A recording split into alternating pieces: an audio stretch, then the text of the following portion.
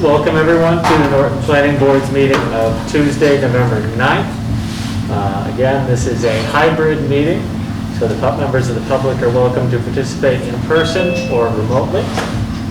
For anybody in person, we're obviously at the Norton Media Center at 184 West Main Street. Still time to come down if you want, there's some open seats. If you'd like to join online via video, there is a Zoom link posted on the meeting agenda.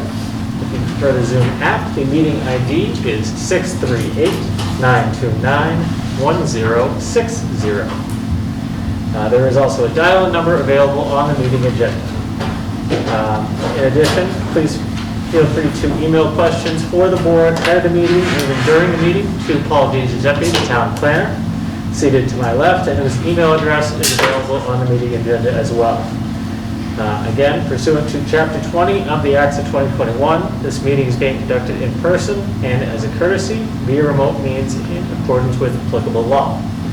Please note that while option for remote attendance and or participation is being provided as a courtesy to the public and board members, the meeting hearing will not be suspended or terminated if technological problems interrupt the virtual broadcast unless required by law. So, with that out of the way, I'm going to call the meeting to order and start off with planning board business and policies. I don't think we have anything terribly specific in that realm, Paul, other than obviously we do have a vacancy on the board with Scott's resignation at our last meeting. We're hearing no voice. Okay. Oh, you know what? I'm sorry, I muted it. Let's see. So This is on Zoom. we are hearing that we are not having audio virtually here, so give us 1 second and we will look to rectify that initially. So we do have a bit of feedback going on. Can everybody hear us now? If people can give us a thumbs up or a message in the chat to make sure that we can be heard virtually. Steve and or Kevin, maybe that's Janet. okay, I see a couple of thumbs up there. Okay. Good. Very good. Glad we figured that out. All anybody missed was me rambling about why we were having a hybrid meeting. So, again, as we know, we have an open position on the board due to Scott's resignation at our last meeting due to his change in residency. That position, his term is also up for election in April, so it would be a short run if we were going to have somebody appointed.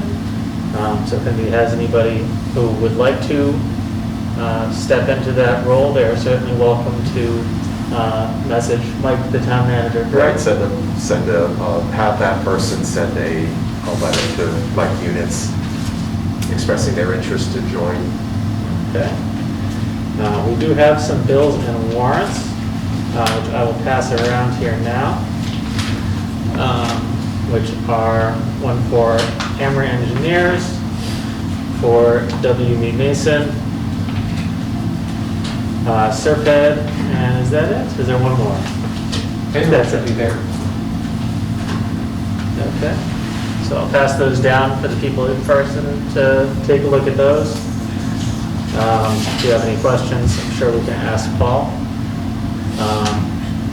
Meeting minutes, do we have any meeting minutes to approve? I believe we... I thought I sent them in, but I forgot. So the board members received minutes, correct? Correct. Yeah, attached to the Yeah. meeting notice. Did anyone have any edits for the meeting minutes that Brian sent along? Okay. Yeah, apparently I wasn't here at the last meeting because it shows I didn't vote on anything. Okay. I know you were at the last meeting because you were sitting right next to me, so. I did vote for adjournment in the minutes. Yes. Okay. That is the important vote of the day, of course. Okay. Were you able to send that to Brian ahead of the meeting, or is? No, he just told I me mentioned beforehand. Okay. Okay.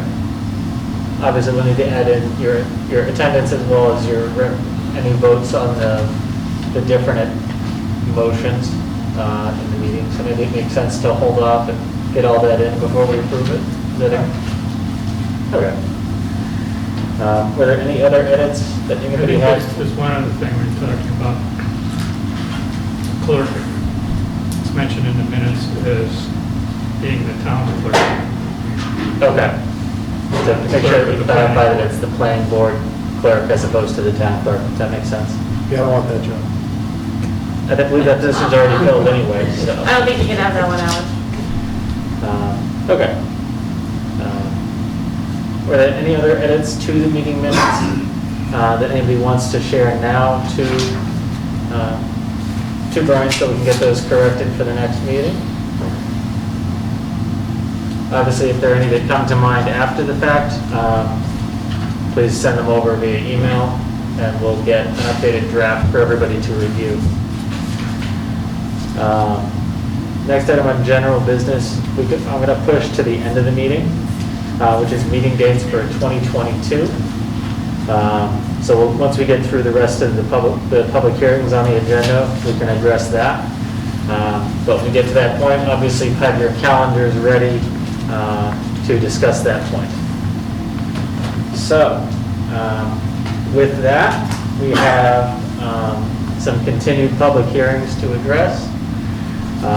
This is special permit 11449, 11450, and 11451, all for 0 Leonard Street, East Star Business Park Phase 2.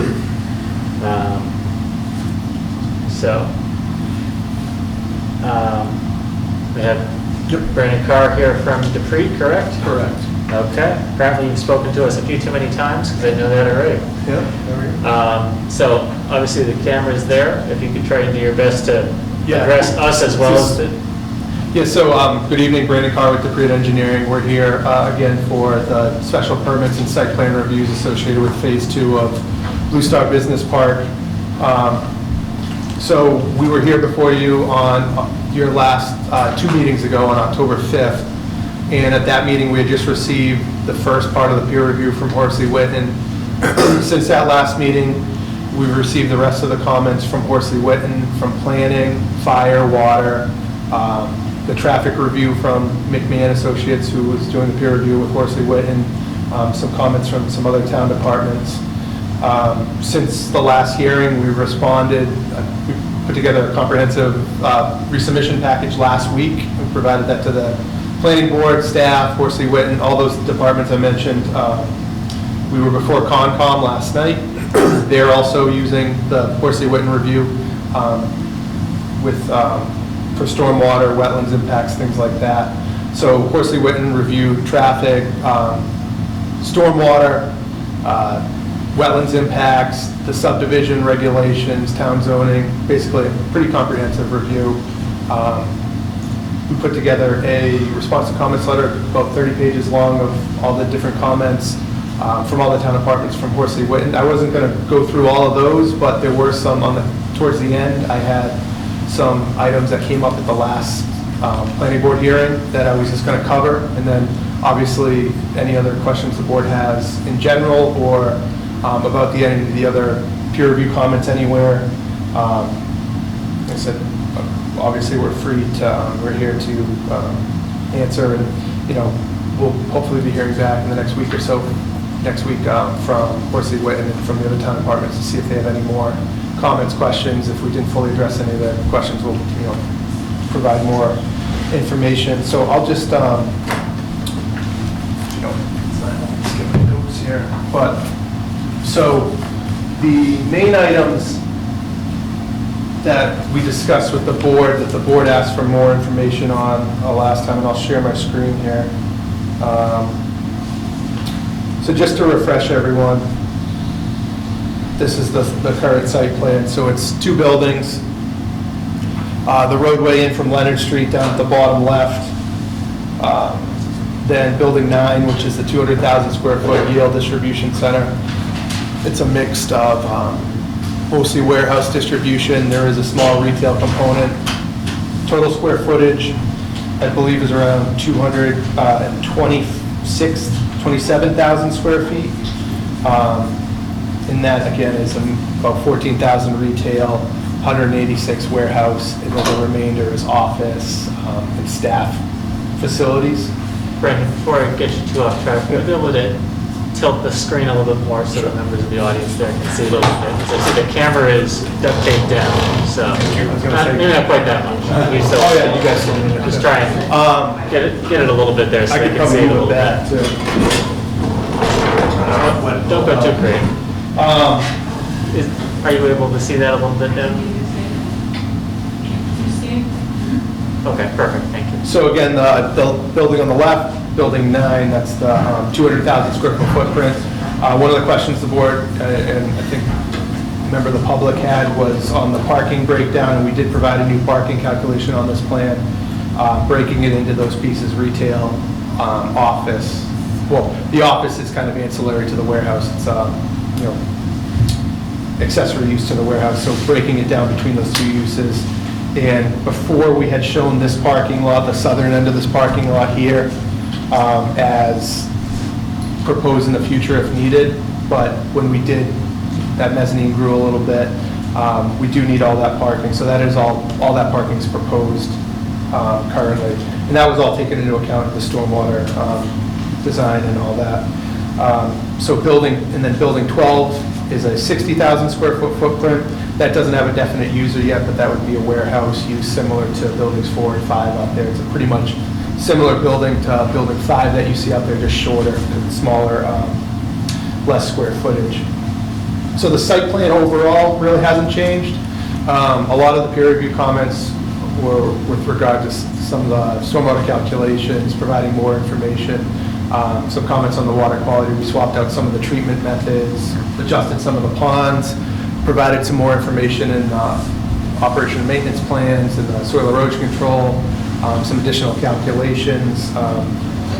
There was some on the traffic review, some revisions made to the trip generation, so a revised trip generation memo was provided. Again, still shows a reduction in trips from, pretty healthy reduction in trips from the originally approved site plan a few years ago that went through MEPA. But overall, for the site plan itself, it really, not much changed. Some minor modifications to roadway geometry, things like that, to the stormwater. The changes that kind of, again, we've been talking about, obviously, the location, mostly of Building 9, and it's situated in the large field that's out there today. So this is a plan I showed last time, showing the berm that we're proposing along the northern and eastern property lines. So against Downing Drive, Carlton Drive, and then over into Janet. So you can see that long, slender piece with the light green, that's that proposed berm, where you see the darker on top. It's a little delayed.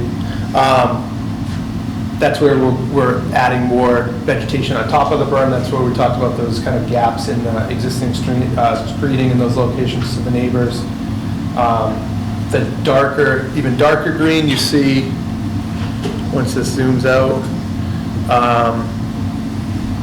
here and then down towards Janet Street, those are those existing trees I showed you pictures of last time that we're proposing to remain. So that's why we brought the berm more into our site at those locations. So, you know, a lot of the discussion centered around Janet Street, and this was how the entrance was aligned before. You can see that fire department entrance that the fire department requested off of the end of Janet Street, coming straight in and then coming down to the loading area. So one of the main revisions we made was to really work with that and work with the turning analysis of the fire trucks, working with the fire department. So what you see here is taking that off of Janet Street and making it kind of a hard left down into that shipping receiving area.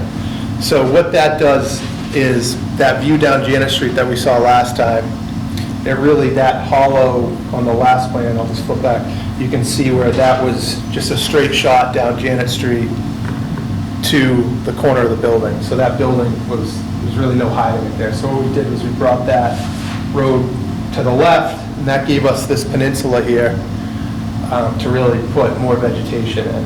So just kind of working in from Janet Street, what we're proposing is, you can see where the berm ends going to the north, those are those existing trees that will remain. Then we're proposing a 12-foot gate, fence and gate from basically the corner of the berm to that left side of that fire access. So that would be that gate with that lockbox for the emergency vehicles to respond to. Then from there, this heavier red line that you see, that's a 14-foot sound wall that we discussed last time. So we're bringing it there. And then we're also bringing sound wall off the corner of the building to that spot there, and then that would be another gate there. So basically it gives kind of an overlapping two sound walls between Janet Street and that truck activity down here. In addition, all the green circles you see are pretty illustrative, but if I go to the landscape plan here.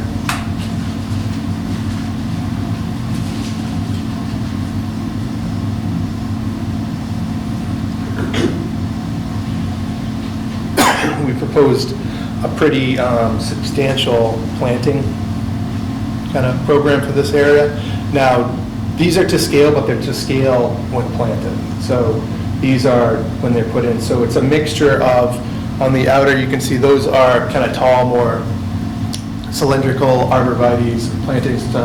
Those are mostly just to kind of soften that sound wall. So you're not seeing just the solid sound wall. And I have some pictures of the sound wall to share too. That's really just to soften that. And then interior here, it's a mixture of some lower, bushier plantings to kind of build that base. And then the majority of this is proposing a Techni arborvitae. We're still working with Paul and our landscape architect to really get something that, those will grow to 30 feet high, 6 feet wide, and really just fill in that whole corner. So that's what we're talking about, that view down there, just creating that big wall of plantings. So you'll have that sound wall, that big wall of plantings, getting up to 25, 30, 35 feet high. Still kind of finalizing species on that, because we're trying to provide something that's as deer resistant as possible, but that grows bushier. Not everything's deer resistant, so well, really nothing is totally deer resistant. It really depends on the deer, depends on when they get to it. If they get to it when it's young, they'll eat whatever. So, just coming up with a program to protect those while they're young, get them established, get them big,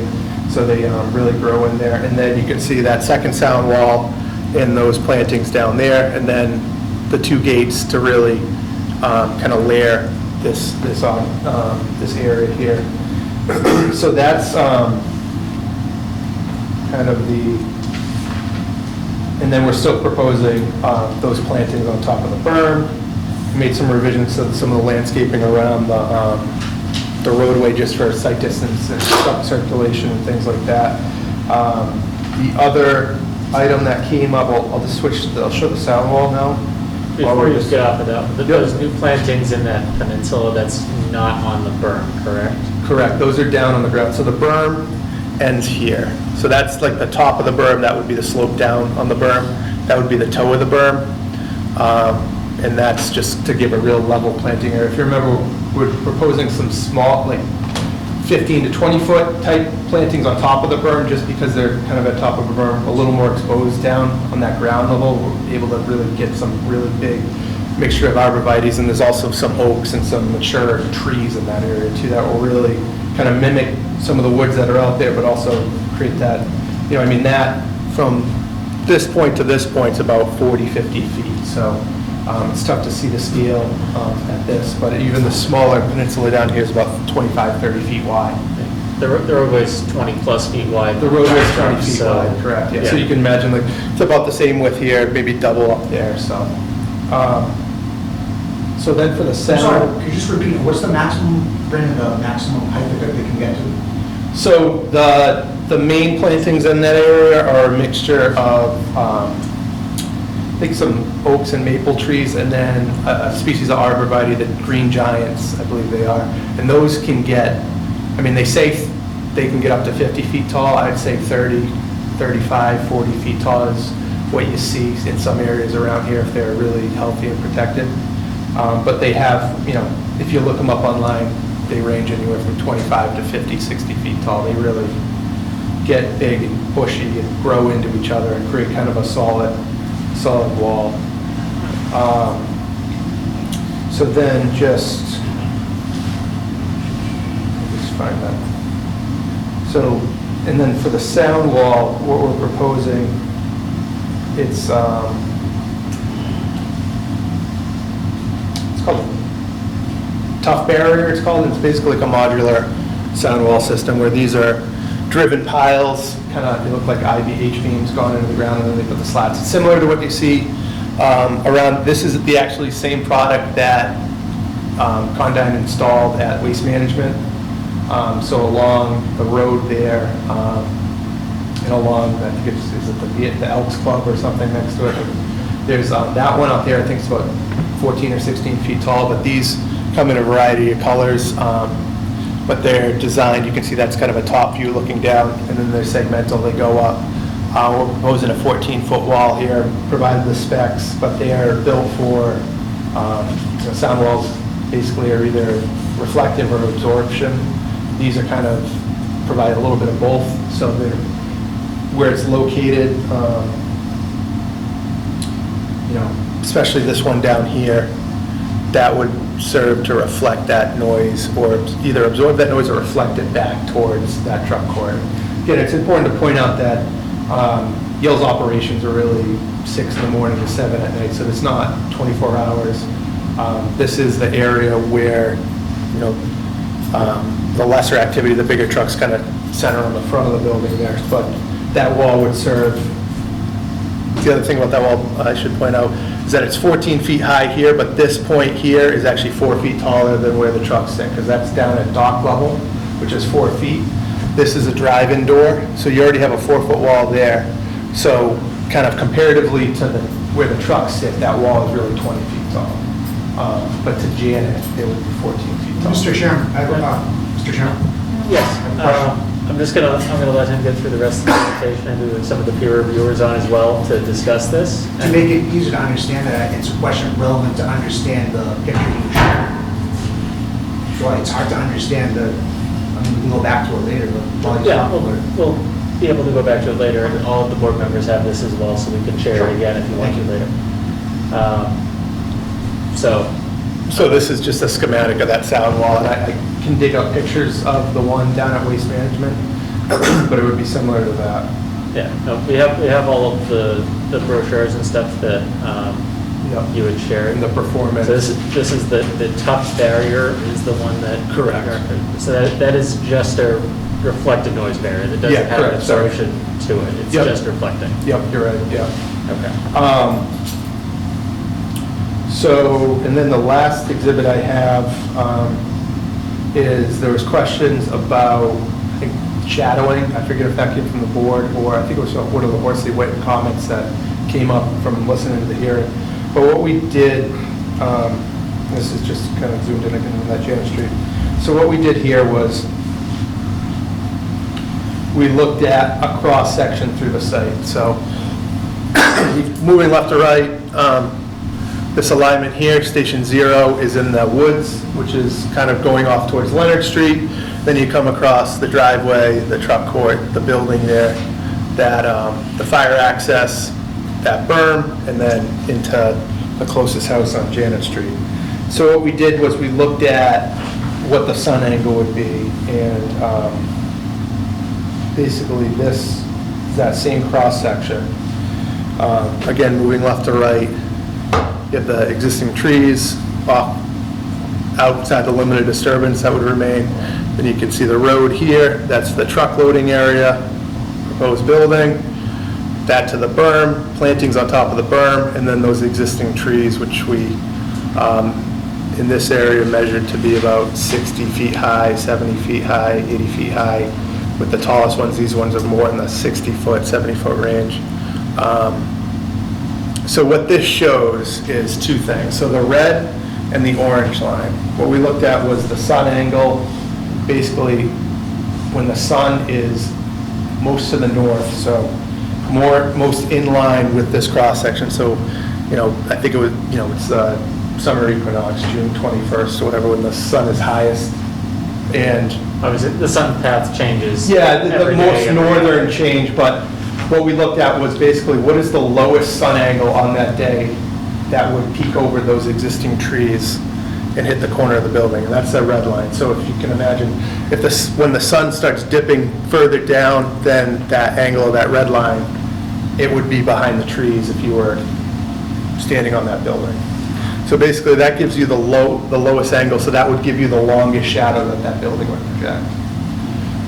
And if you basically, that shadow would follow that red line, and what we tried to show here was that at that point, one, the shadow would be running into those existing trees, and also at that point, that house on 7 Janet Street, this is all drawn vertically to scale, would already be in the shadow from those existing trees. The trees aren't that tall. Well, That, it has to be said sir, while looking at it. sir, I'm going to say again, I'm going to allow the applicant to finish their presentation. So, Okay. so again, yeah, we went out and we surveyed, didn't survey, but we measuring, with the drone and things like that. Those trees are anywhere from 50 to 60 feet tall, and that's how we show them in this cross section. Yeah. So the blue lines, The trees are tall, but there's not a whole lot of coverage 15 feet or below. 15 feet or below, Right you're now. saying? The existing trees right now. Yes, okay, yep. There's mostly just It's about 60 to trunks 70 and then a bunch of leaves higher than. higher, but that's also why we're trying to kind of fill that understory with the berm and the plantings. But in this scenario, that's not helping right now from that, yeah. Correct. Until those, yeah. Till that gets, it's all, this is all, down the road. The blue lines, basically, we were just trying to show, again, when the sun drops down, basically, when the shadow of that building would start creeping over the property line, is the blue line. So we projected that same angle with those existing trees to show that once the shadow, basically, that house is in the shadows of those trees by the time the proposed building shadow starts to creep across that property line. Again, this doesn't, that is also intersecting the berm with the plantings, there'd be the sound barrier, the existing trees. So we just tried to illustrate kind of in, the basics of terms, the building, the sun, if it goes sun, building, trees, the building is shorter than the trees. So it's not going to project a larger shadow than over the trees. If it was vice versa, if the building was taller than the trees, you could anticipate it basically to block the sun before the trees would normally block the sun, is what we were trying to illustrate here. With the understanding of this, this is drawn as essentially a quote-unquote, like, worst-case scenario, but again, the shadow would be going through the existing tree line, basically, is what you're showing. Correct. And on Whatever that existing tree line You know, looks like now. And again, this is when the days are the longest, so so if you go out there today, the sun angle doesn't get to that extent, to that longitude, latitude, or whatever it is. It would be more down here, so it would be projecting that shadow more off to a northern direction. So I think those were the main items, I think, from our last hearing that we discussed and that the board asked for more questions on. Like I said, there's 25 other pages of other responses in there. If anybody has a specific question about any of them, happy to answer. If the board has any more questions, obviously, neighbors have questions, we're here to discuss. Yeah, I think that we do. Turning radiuses of trucks. Oh, okay, yeah, another thing I should mention is we did provide, there were some questions on both truck circulation for tractor trailers and also for emergency, for fire trucks. We provided a full turning analysis plan as part of our resubmission. We did revise some of the driveway entrances, made this a little wider to accommodate really a worst case scenario, a truck leaving and a truck coming in at the same time and being able to accommodate that. We provided that plan, and we also provided a CAD file to the AutoCAD file to the peer reviewer to run their own analysis if they wanted to. But we did get the Norton fire truck from the fire chief on a previous project. That's what we used for our circulation, and we used the WB 50, I believe, for the truck circulation, which would be kind of a truck that would be anticipated, a larger truck using these facilities. Okay, so I know that we have some of the peer reviewers here, even though they haven't had a chance to review the response to, I know the core question that we had between yourself and Horsley Witten last time in regards to everything was the soil calcs. Yep, the infiltration rates. Yeah. So we responded, I haven't, I haven't gotten a response back from Horsley Witten yet. I think they're still getting through it. That's still an open item. It's still an open item. The quick response is basically, when you look at soils, there's an A horizon, a B horizon, a C horizon. Your A is your loam, your B is your subsoil, your C is your underlying gravelly sand or whatever's out there, native material. The infiltration rate that we're using is associated with that C horizon. So basically what we're saying is on any kind of construction, you would strip away that A and B layer, so that loam layer, that sub layer. So the bottom of your pond would sit in that C horizon. So that's what would be at the bottom of your pond. And that's what your basin would be infiltrating into. And we gave, the citation from the Mass Stormwater Handbook that those soil tests show that that soil is either sand, fine sand, cobbly sand, and all those an 8.27 infiltration rate, which what we use would be applicable. If it was loomy sand or loam, which is those upper A and Bs, it would be the lower rate, but we're proposing to strip those layers so that the water would be infiltrating into that better material down deeper. Okay. Short answer, will be, in coordination with Horsley Witten on that. Okay. Do any other members of the board have additional questions for the applicant at this time? Again, this is obviously for members here or Kevin and Steve who are joining us remotely. Otherwise, I would throw it to Horsley Witten for any comments that they have.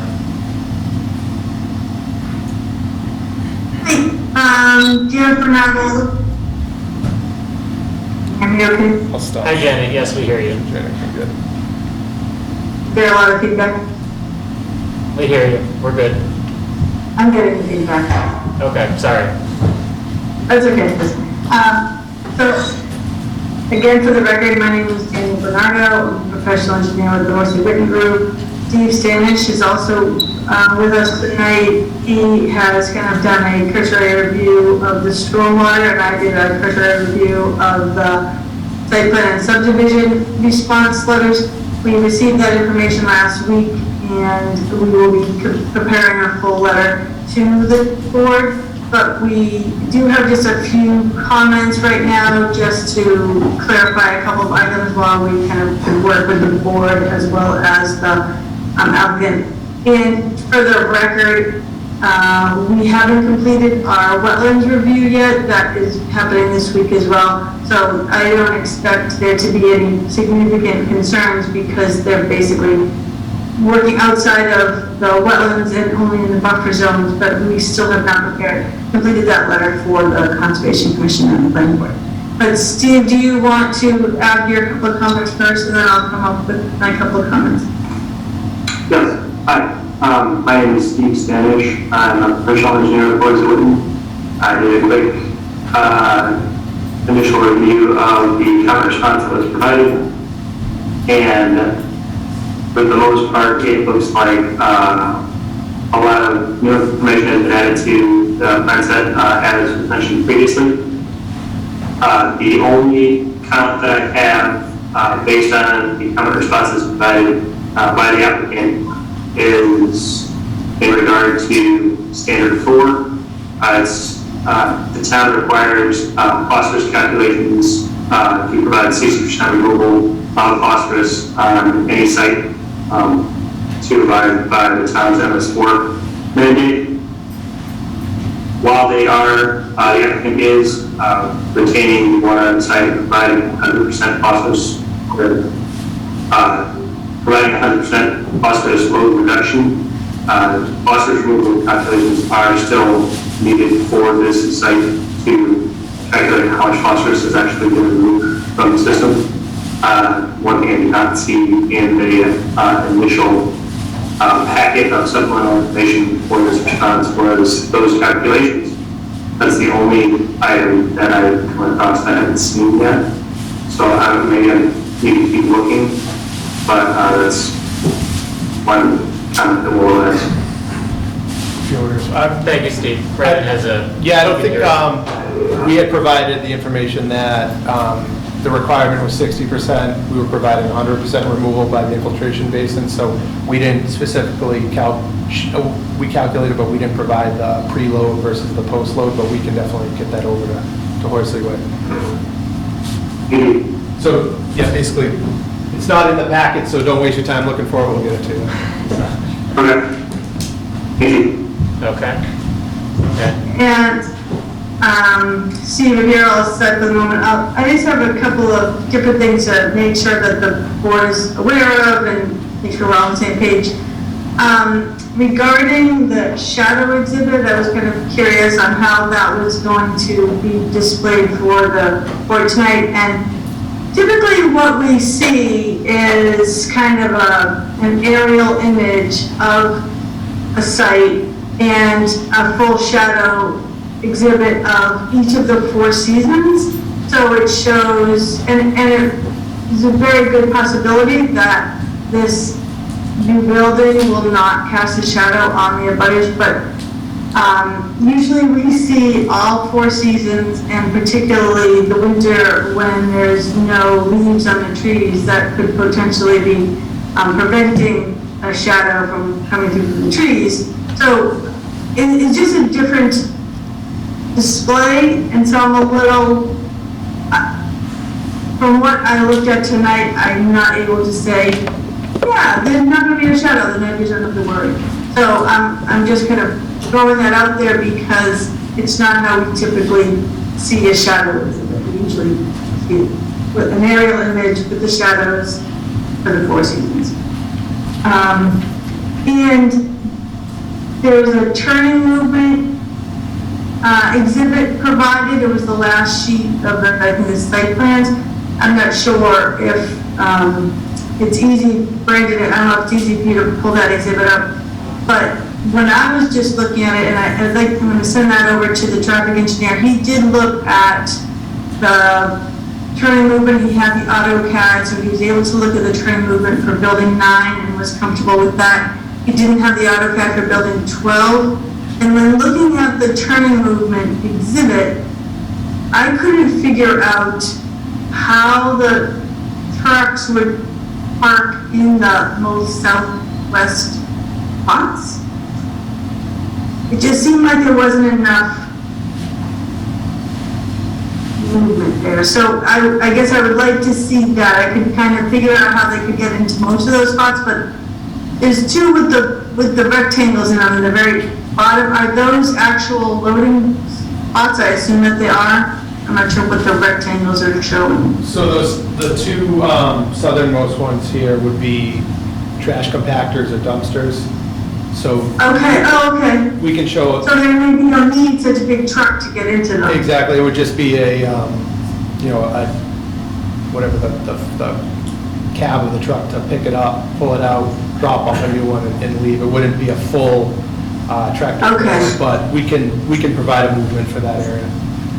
Yeah, for those last spaces, that would be helpful, because I could totally see how most of them worked, but that last couple of spaces I was confused about. There was, we had made a comment about what the hours of operation would be, and I think we understand that typically it's 7 to 5, but the applicant has said that they are hoping to do their construction operation between 7 and 7 on Monday through Saturday. We just want to make sure that the board saw that. And, I mean, there was a lot of pages, so that's just something to make sure that you are aware of. That that's what they're requesting, is to be able to perform construction from 7 to 7 Monday through Saturday. And that is no change from previous, so the previous buildings, 4, 5, and 7 all have the same hours of operation for construction. And they are requesting a waiver for their dead-end road, so I assume that you have seen that as well. And they are putting the utilities under the street because of the notice of intent and the wetlands restrictions. So that is another deviant from what is typically requested.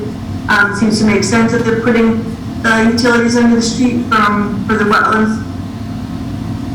Protect that wetlands that much more.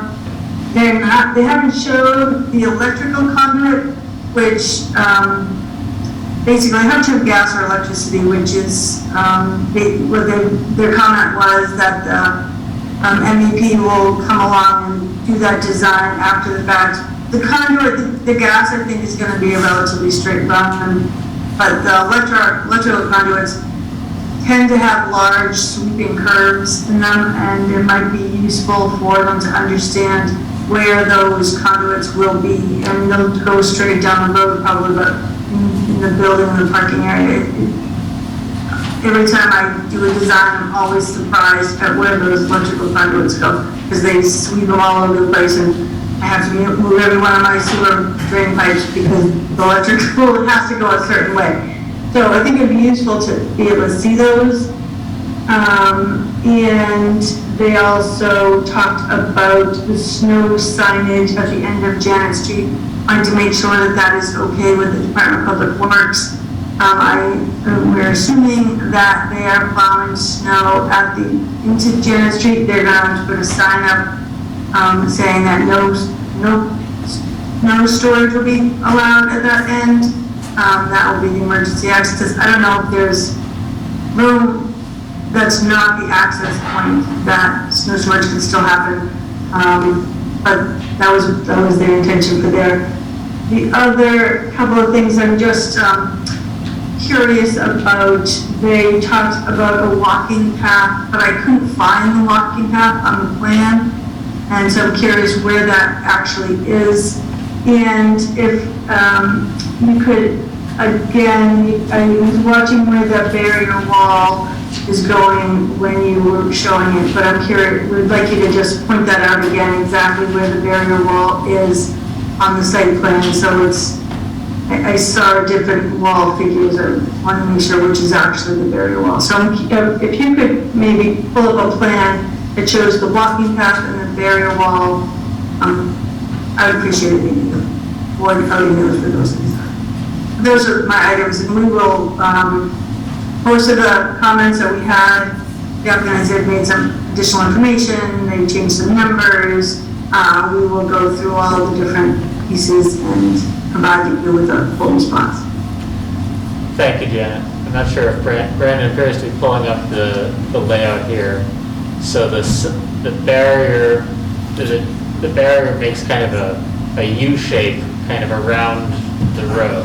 Yeah, so let's see if I can draw on this here. So this kind of hits a couple things. So this shows the signage that we're proposing. So again, that 20-foot wide entrance here. I can't draw, but the signs on each side saying emergency access, do not block, no piling snow between signs. So there's still room kind of south of that, and not north of it because that's the abutters, but there'd still be room south of that to store snow. And then so to clarify that, and it's a little lag, so I'd like to draw it, but I can't, but for the board here, so basically so from here down, up, and then across is that 12-foot high solid fence and gate. Once it gets on I guess that would be the southern side of that emergency access here, from there all the way to the end there, that leg is all the sound wall. And that's the line that for Janet's kind of, because she can't see us in person, that's going in a straight line to above the road. Yeah. So that, Thank you. there we go, it finally. And then it doglegs to the left again. So that would all be sound wall, other than the section that goes across the path, that would be a gate. So basically that's the sound wall, the rest of what you see is that fence. So that's very helpful, thank you. In the walking path, Paul said the same thing. It must have gotten frozen or something on the plans, but we'll get it on there. Okay, so I did. Yeah, you didn't miss I it. was looking, like it has to be here somewhere. Because I remember sketching it out, it got there, and then it just, Paul called me last Friday and said the same thing, so we'll get a plan showing that over. Okay. But basically, if I can go up one sheet, what we're going to propose for that walking path is basically to use so this area here is kind of the employee patio that's outside the break room there. So that path would go and, I don't know, grab that, but utilize the emergency access, come down here, come down this side of the road, cross over that entrance, come up, kind of do something. We're thinking like that. It might meander in and out, pop over to try to keep it around the Yale building and keep it out. So people aren't crossing the main road, they're just crossing the driveways. And that would be, I think when I measured out, it was about 3,300 feet, so it's a little over half a mile loop. And that would either be a mulch or a stone duff, 4-foot wide path, similar to what we've done at further up near buildings 4 and 5. Okay. And is that just for the employees of the building, or is that a public walking path that anybody wants to walk around? It was definitely geared towards employees of the building more. I don't know, I'd have to talk to Condyne about, It's not being designed as a public utility. No, it's not an access path or, public access or of any means. It's really to be utilized by workers at Yale and whatever building 12 ends up being. Okay. So I won't make you respond to all of Janet's comments tonight, obviously. I wrote them down, She's gonna have a so- full review for you and let you work through those specifically. While we have the Horsley Witten team here with us virtually, do any members of the board have any questions they'd like to ask either from Janet or Steve? I have one just on the waiver. I think it's more for Paul than really Janet and Steve. So Paul, would that be part of the conditions, or we'd have to vote on that separately? You would vote on it as part of the decision, so it'd be a separate vote. Okay. It would be a condition, basically, is the, But as a waiver, you do vote individually. We have to each vote on that waiver. specifically. Yeah. okay. Yes. okay. Are they reviewing the landscape plan also? Is that part of their review? Yeah, Yes. looks like they really made Yes, some. yes, Oh. Horsley's reviewing the landscaping plan as well. Okay. And yeah, we will review that as well. Wayne or Steve and Kevin, do you have any additional comments for Horsley Witten at this time? No, I don't. Thank you. Okay, thank you both. So Janet and Steve, I'm going to put you guys back on hold for a minute here. And if there are any members of the public who'd like to ask a question of the board, please feel free. Not sure where the best spot is here, but if you want to kind of come over in this area and address the board, that way if we want to pull something up on the screen, you can see that and point to it as well. And what we've talked about so far. Comments, right? You're asking if we have I comments. think you have any questions or comments, yes? And it will be on what's been discussed at this point, right? Or are you talking about the whole project? The whole thing, anything tonight or anything that has been discussed previously, everything that's been discussed at the last couple of meetings is still part of this project. I don't know. Probably the one first. But if you just say your name and address for the record, My please. name is Steve Melvick. What do you want the address to? You'll find me. Well, you work for the town, so I think we can do that anyway. Okay, can we put the map that you had up earlier, one of the first maps, the overall view? That would be helpful. This one? Yeah, that would be good. I guess my first comment, because we talked about this at the last meeting, was trying to reduce the view from Janet Street to what was happening here. Yeah. And this is a positive comment. I appreciate the efforts that the developer went through to modify that. It's a lot different, at least in my mind, than it was originally. And I think it will do a fair job at reducing the visual, okay? So I do appreciate what was done that effort, okay? I was out there before the meeting tonight, before it got dark, looking at this. 2 o'clock in the afternoon. Huh? 2 o'clock in the afternoon before it got dark? Yeah, about 3:30 or so. And I did take some pictures. Obviously, I didn't blow them up or anything. I can show them around the room after if people want to see it. The challenge is that, you know, you talk about the shadow requirements that the state regulations require, and I saw what you talked about with the angle and all of that. One of the problems is, before I trip here, is that in through here, this is both deciduous and conifers.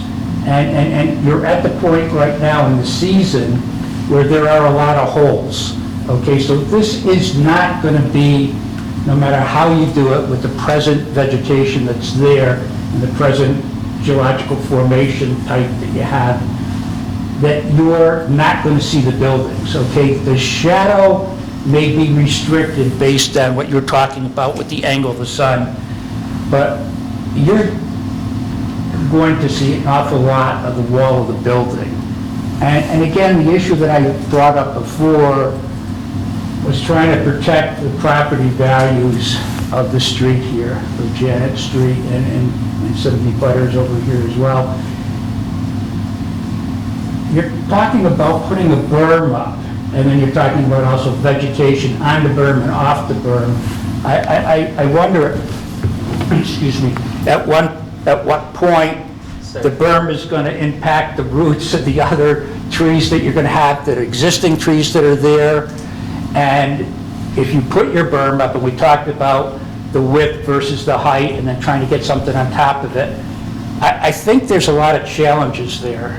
And I know the intent is to do the best we can collectively with having that as a vegetated cover.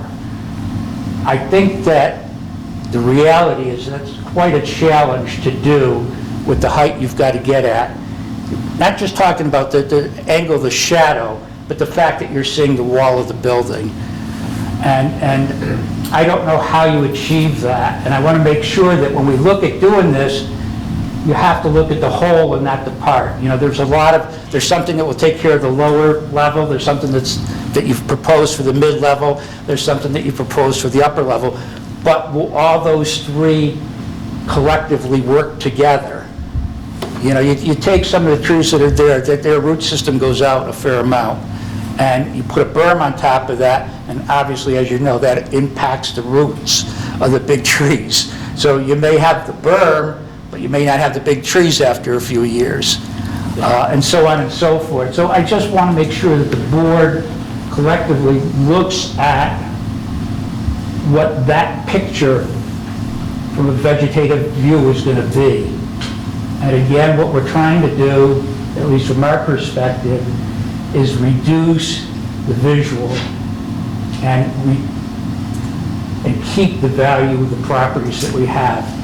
I mean, one of the things that's going on, and you probably know this maybe even better than I do, there's a fair amount of properties that are changing hands. There's only 9 houses on the street, and we've already gotten 2 that are in the process of being sold out of the 9 houses. There's also an adjoining property that comes off of Bird Street that abuts this property, and that's currently in the process of being sold. As an aside, I don't know where the town's responsibility is, because I don't think that people are being informed about what's there. I've already had a person that lives across from me, or will be living across from me, come over, had no idea she'd already purchased the property, and she had no idea, was not told by anybody. I'm not saying it's the town's fault, but I also heard, the problem I have is I do work, I'm in front of my house all day, and people drive by and stop and talk to me all the time, so I hear a lot that other people may have purchased and not even known. And I think it is a state requirement that if you're in a butter, you have to be told that, you know, if you're looking to buy that parcel, that building is going to be there. I can't quote the law, but I think that in real estate, if there is something that's adjoining the property that's changing significantly, the real estate agent has to let the potential buyer know that. I don't want to go there, but I'm just saying that that is an issue, that's an issue I've heard a fair amount the last several days. I can't speak to... No, I'm not asking you to. I'm just trying to point out a couple things that the board, it may not be obvious to.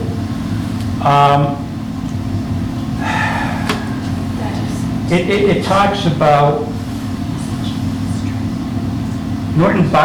the Norton zoning bylaw says, it states that applicants provide a clear description of the proposed uses of the businesses, park, and evaluate whether the uses of the property will result in reduced property values in the district where it's located. And that's what I'm tying this into, okay? You know, for a street that's only got 9 homes, and to have 2 immediately on the market, and a third one just off the street, but abuts the property, it is something that the planning board has to be aware of, and as a representative of the community, look at making sure that people either moving out or moving in have some understanding of what's going on here. And it also leads to the fact that if this is going to impact the value of the properties in and adjacent to this building, that the town makes recommendations that there is a tax reduction provided accordingly. I know that, I don't want to go into it, you know, where we are with the developer and so forth, but part of why you're elected here is to look out for the people that have lived here. A lot of the people on the street, I'm just using the street as an example, have been there for 50-plus years. And it was what came first here. This was all agriculture or residential. And now we've gone, you know, the exact opposite. So I would hope that the board would make recommendations if they're appropriate, that if there's nothing else that can be done, that at least try to accommodate those that abut the property in terms of what can be done to reflect the reduced value of their properties. Is that reasonable to ask that? I mean, everybody wants to reduce taxes, right? But we've got a situation here that is out of the way. It wasn't like it was industrial property and then, you know, residential property came into it. So anyways, enough on that. Let me just see what a couple of the other things I had.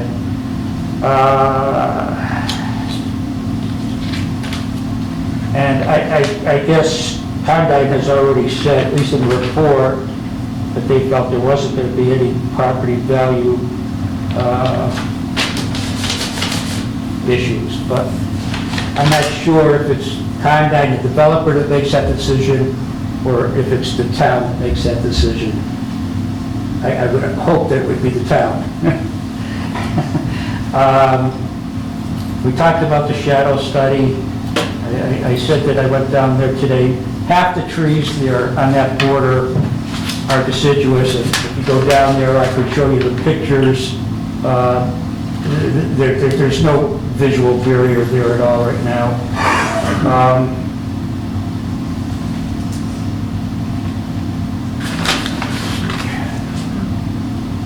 Oh, okay. With the water is going to be sourced from the line that comes down Janet Street, right? It's a loop, I believe. It's coming down Leonard Street and it's hooking back up on Janet at the request of the water department. Oh, okay. So it's going to connect all the way from Leonard up to Janet. Okay, so it won't be fed from Janet Street. It will be fed from Leonard?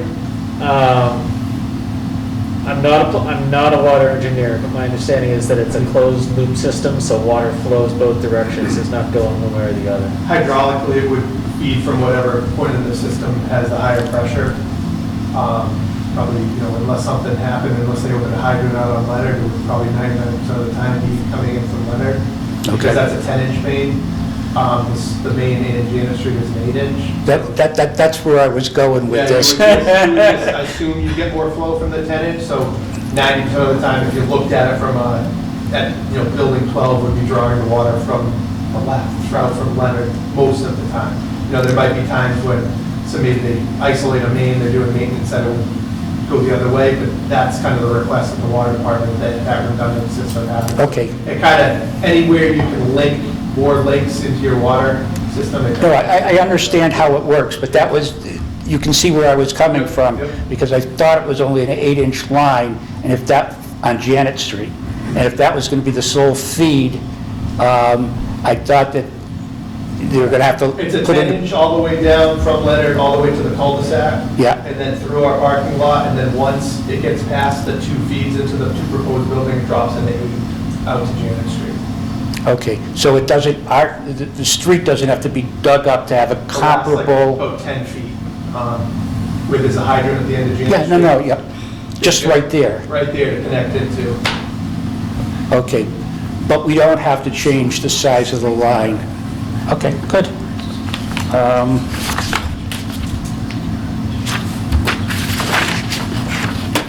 think that may be it. Okay. I thank you for I your certainly time. can't answer everything that you brought up. I know I'm not the tax assessor, so I can't, we could, No, I'm just trying to, a fair number of people stop and talk to me about it. Yeah. And they're not here for whatever reason. And I'm here, and I'm just trying to convey some of their concerns as well. Yeah. I'm not saying they're not my concerns. They are my concerns too. Yeah. But Tim, I just wanted to make sure that yeah. we're heard too, the ones that weren't able to make it. And to speak to your comment about the trees, I think it's something that we would probably look at. Obviously, we haven't discussed this as a condition, but one of the things that we can do is have some kind of a guarantee in place with regards to the plantings until they reach full maturity. So you don't put something in, it exists destroyed in a year, and then there's no money to replace it. So that's something that we can do as part No, of the... I understand that, but and maybe I didn't do a good job. The point I was making is there's about 3 different phases of how to address this. When you start talking about the lower plants, the mid-range plants, and the upper plants, they are not necessarily in concert with each other in terms of growth and so forth. You can't have a berm now cover the roots of established plants, because you'll get the plants growing on the berm, but the trees that are there, you may knock them out, and so forth. It's just got to be looked at in a holistic manner to make sure that you do have some kind of vegetative wall. Yeah. Okay? Yeah. Okay, I appreciate it. Thank you. Well, Don Curtin, 7 Janet Street. One of the things I was wondering for clarification, the trees that we're referring to, are we talking about the trees on our property at 7 Janet Street or Condon's property? Or a combination of both? Let's see. If you, Fred, you could zoom in on Yeah, that. the I whole- believe the tree cover kind of straddles the property line to a point. I know I've been there in person, and the trees at The 7 bulk Janet, of those trees are on Condon's property. I think that, just to, from the plan perspective, the curved repeating line is reflective of the tree cover in relation. So, yeah, the bulk of So those bulk. trees is on the Condon interior. And then as it goes up past 7 Janet Street, it kind of goes out, as you can see. And then just to repeat what he had said the trees were about 50 to 60 feet high, right? Most of the trees over there? I believe that's what he said. The bulk of the wall, yeah. Okay, so, well, again, I'm not going to say we're in debate. I think one of the best things that we could do, and I asked the board if that's possible, we could actually have it, some intermediate person, not Condon and not myself, but somebody actually definitively tell me what they are, because I have some pictures that are here, and Steve has a better camera than I do. But one of the things that I can tell you, and this is from experience, the first picture is just one big pine tree that's in the front. About a year ago, we actually looked into the book and looked at all those different pictures.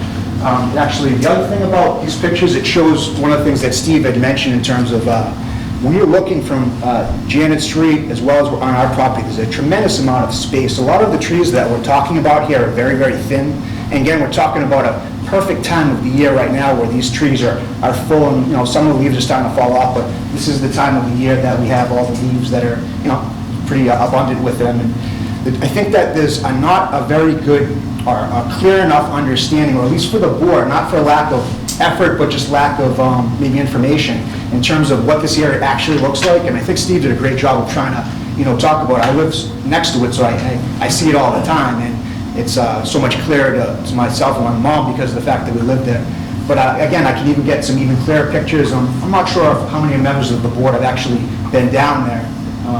Has everybody been down there? So I think when you see it in person, I think it gives a little bit of a clearer perspective to what we're dealing with. And Steve was exactly right, that this has to be addressed a little bit differently in terms of the trees because, and again, I don't want to argue with Brandon by any means, but I do definitely question in terms of which trees are theirs and which trees are ours, because the trees that are on our side, a lot of them aren't really that good. And some of the trees that overhang, we'd like to actually trim down. It's our property.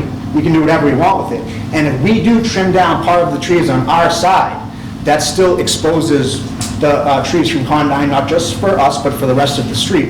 And I think one of the issues with that is that besides the height difference, because I honestly, I can tell you, getting back to what I was saying about the tree and looking into having it cut down, they told me that tree was no higher than 40 feet high, maybe 45. So the problem is that I think that we had one tree that might be the height that might be up to the size of the building, but not the other ones. And again, I'm not going to sit here and go back and forth. What I'd like is for a definitive answer. I think that's something for what we're talking about here on the scale that we're talking. I think it's more than appropriate to be able to have a definitive answer for that. Again, these pictures are here to show the spacing and how the spacing is definitely an issue.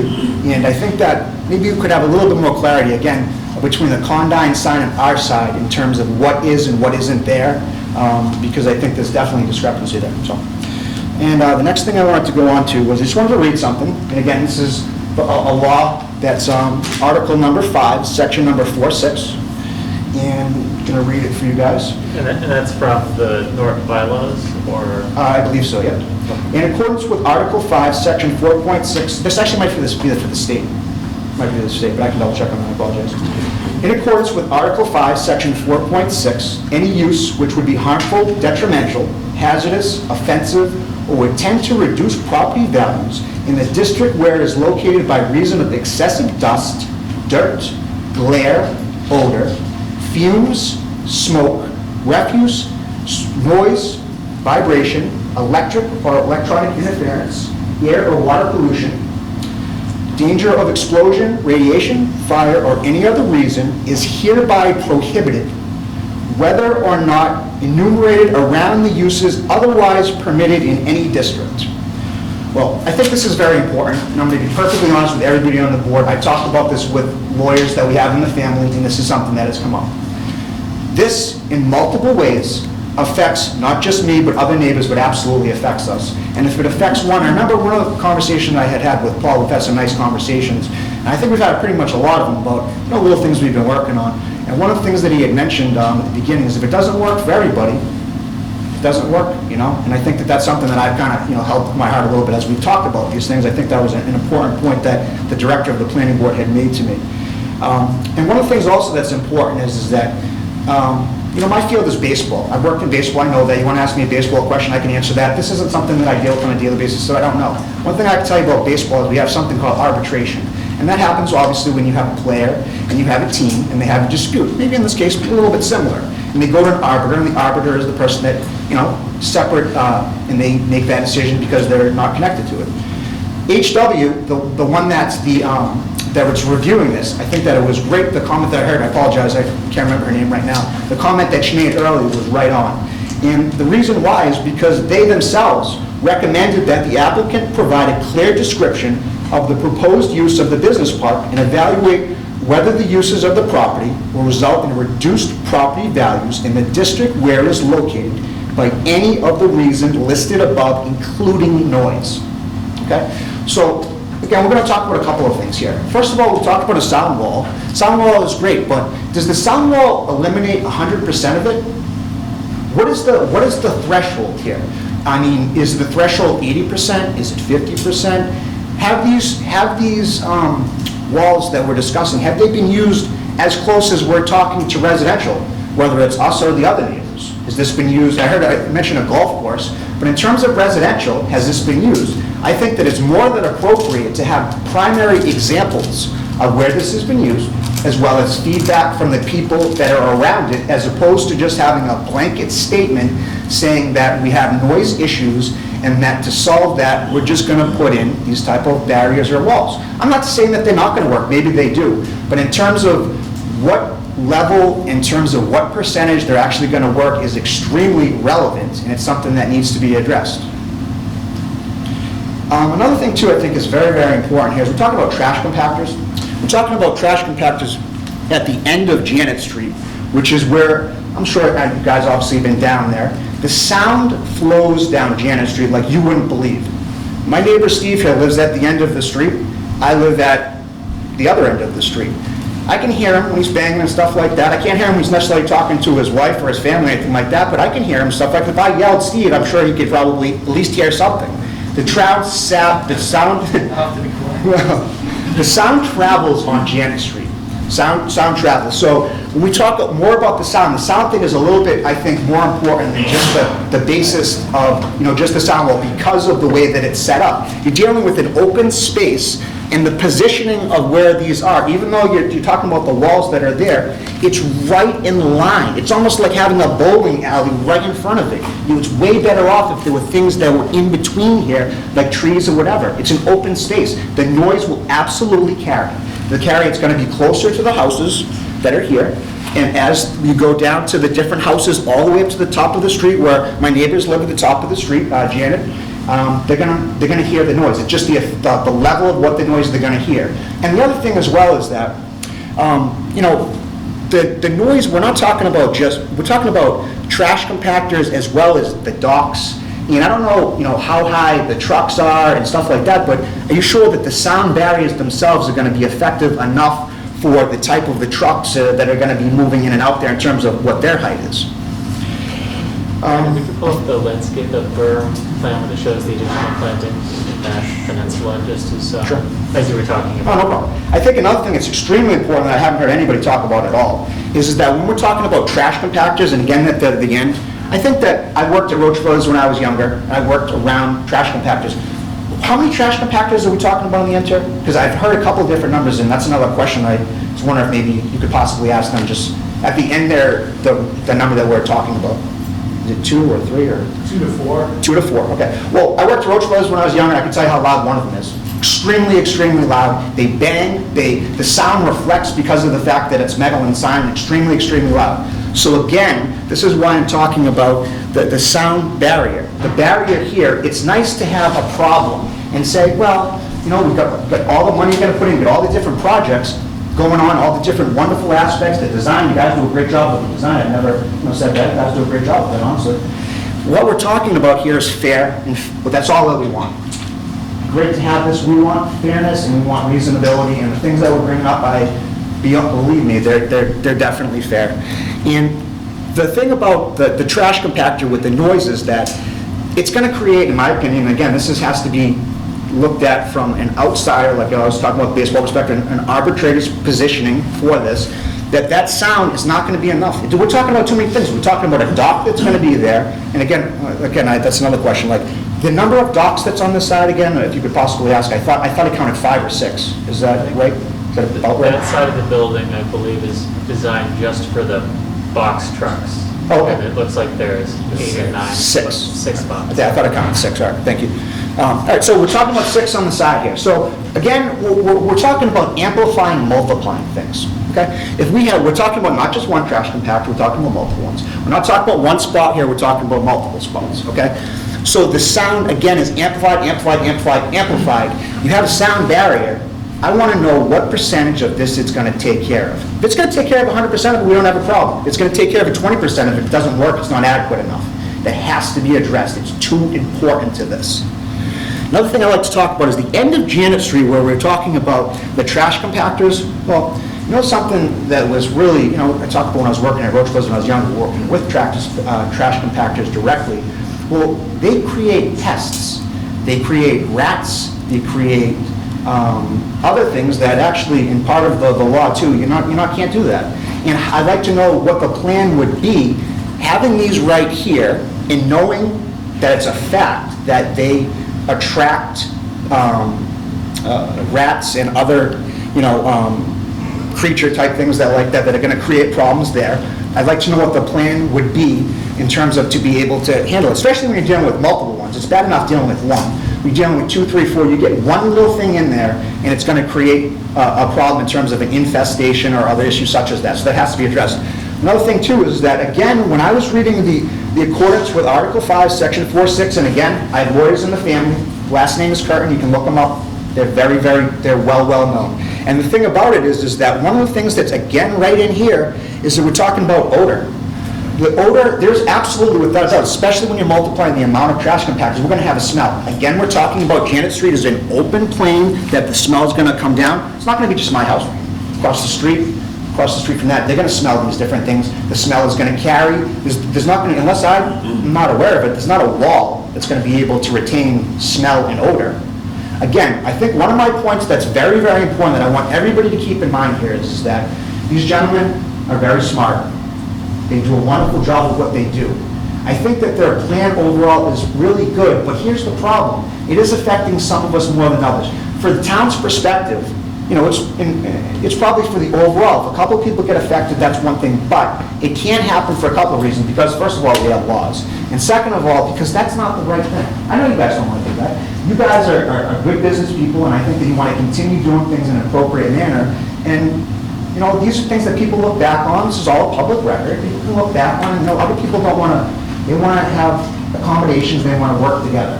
And I think that that's the most appropriate way to move forward with this, however that actually does go. But there's a lot that's here as opposed to just taking this and moving forward. When we're dealing with not just the building, we talked about moving the building for multiple reasons, shadowing in terms of the closeness. At the moment, we're not talking about that. We're talking about the trash compactors and we're talking about the docks.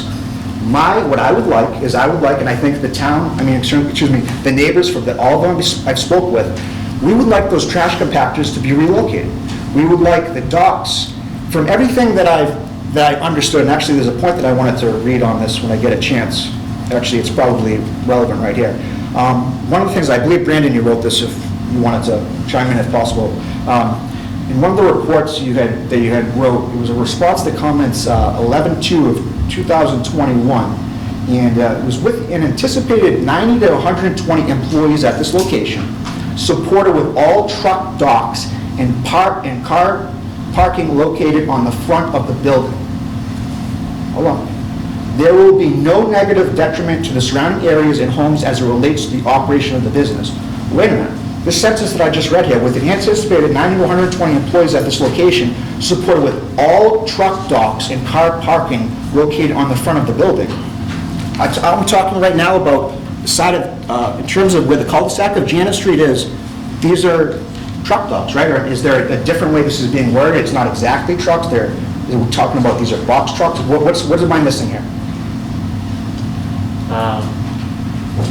I don't have that sentence in front of me, so I'd have to... Is it okay, is it possible to just ask Brandon if he doesn't have to answer it now? I'm looking for where it is too. Okay, no problem.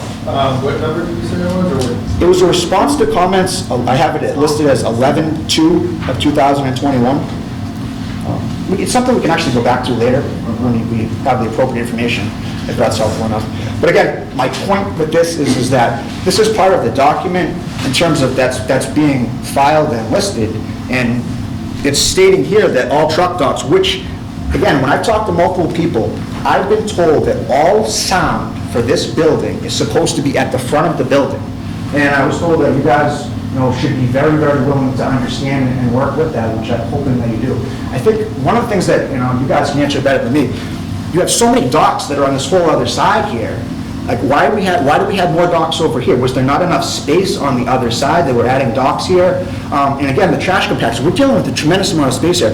Why is it that we're not talking about the building, we're talking about trash compactors. Why do these trash compactors have to be in such an area that it can be so unreasonable to the residents? I think that this is something that reasonably can be addressed in terms of trash compactors. I think one thing that would be helpful, I'm just looking, I know. I have every, no, well, just so you know. Keep you on target. Sure, but I have every right to be able to, no, look, I'm not, and address the people that are here, that's all that I'm doing. And so I think that regarding the positioning of where the trash compactors are, it's not helpful. And I think that one of the things that I think the applicant, I'd like them to look into, or at least answer, is why there wasn't any contingency, or if there can be some contingencies to be able to move those. Like I said, there's a big amount of property. I want to know why that those can't be put somewhere that it's not going to be as loud. I think I know the answer to this next thing, but I'd like to quickly ask it. Obviously, in Norton, as people live there for years and years, and my parents have lived there for 42 years, 43, people lose power a lot. And obviously, something like this is going to need generators. And one of the things with the sound thing for the generators is that I think that there's been a little bit of unclarity in terms of the exact positioning where these were. I think I read, again, that report was quite long, so it took a long time to read. There was something in it that I thought I saw about the generators being located at a different part, so it wasn't here. I think it was located. I'd just like to know if we could possibly have a little bit more clarity in terms of the exact location of where those are going to be, or they're currently right now. Obviously, for a building of this size, you have to have them. So in terms of where they're located, I'd like to have a little bit more clarity in terms of where they are, because that would just be like one more unhelpful thing to add at this area for sound, because I'm sure, as people know, those can be extremely loud, even for small houses or smaller units. And for something of that size, we're just dealing with, again, a sound thing. We're dealing with the implication of sound. I know that I'm taking a little bit longer, and I apologize, but I think everything. So I think the generator is that gray box around the corner of the front, just so you know. This one right here? Yep. Okay, Yeah. so that's actually not too bad, because that's actually on the other side. All right, see, that's good. This is good. This is all. If I read the plans right, that's it. Yes, correct. Okay. What about the water? In terms of the flood water interruption. Yeah. Yep. Another thing I was just wondering, I just want to be just very, very clear with everybody. I remember when I was a little boy, we had problems with flooding at our house. And what it was is that this goes back many, many years ago, and there's a company called Pioneer Basement. And since in the last 20 years or so, Pioneer Basement has become, maybe 30 years, they've become a really big and very, very well-known company. We had them come in, the price that we paid back then would be quite laughable in terms of what it is for nowadays. But to make a long story short, basically, where the water table is at our house, it had to be put in because of the fact that we had major problems with water. My mother and father, it was a horrible, horrible situation beyond belief. Nobody would ever want to deal with it. I can remember neighbors exactly, Steve and his wife bringing over newspapers for us to help us absorb the water, and having buckets and buckets going out.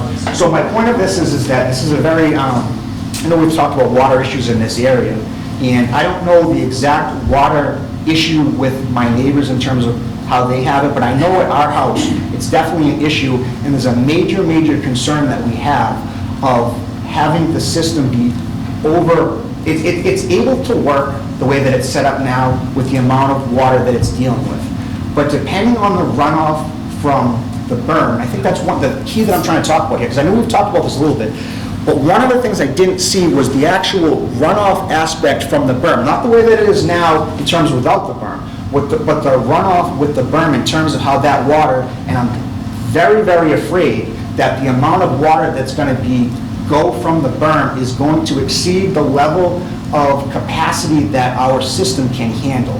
And the problem with that is twofold. One, I can't deal with having another flooded basement. We've got some, you know what I mean? I just don't want that. And second of all, if the system is already in place and the system is overridden or it can't be used for that level of water that it's taken, I'm not sure what that they can do. I don't know, I'm going to have Pioneer come back in and put in how are they going to put in a different system? They put in the system that's there. So what my point is that I don't know if anything can be done. If this is a problem, guys, I don't know what can be done. This is something I'm hoping that we could look into, that maybe I thought of it as an idea, and I don't, again, you want to ask me a baseball question, I have an answer for it. I don't know the answer to this. But in terms of maybe there could be some kind of an extra reinforcement, or maybe even towards that area, or we could speak with some engineers that are familiar with this type of a situation, and they can better answer how we can appropriately set it up, just in case, even to the point of maybe this, like, for regulation, and Brandon, you know, he's been very good about talking about how all that works and stuff, but maybe this has to go above what the regulation is because we know of the existing problem, and I think that would be something that would be very helpful. Again, I'll try to finish up real quick, because I know that you guys all want to do some other stuff, so.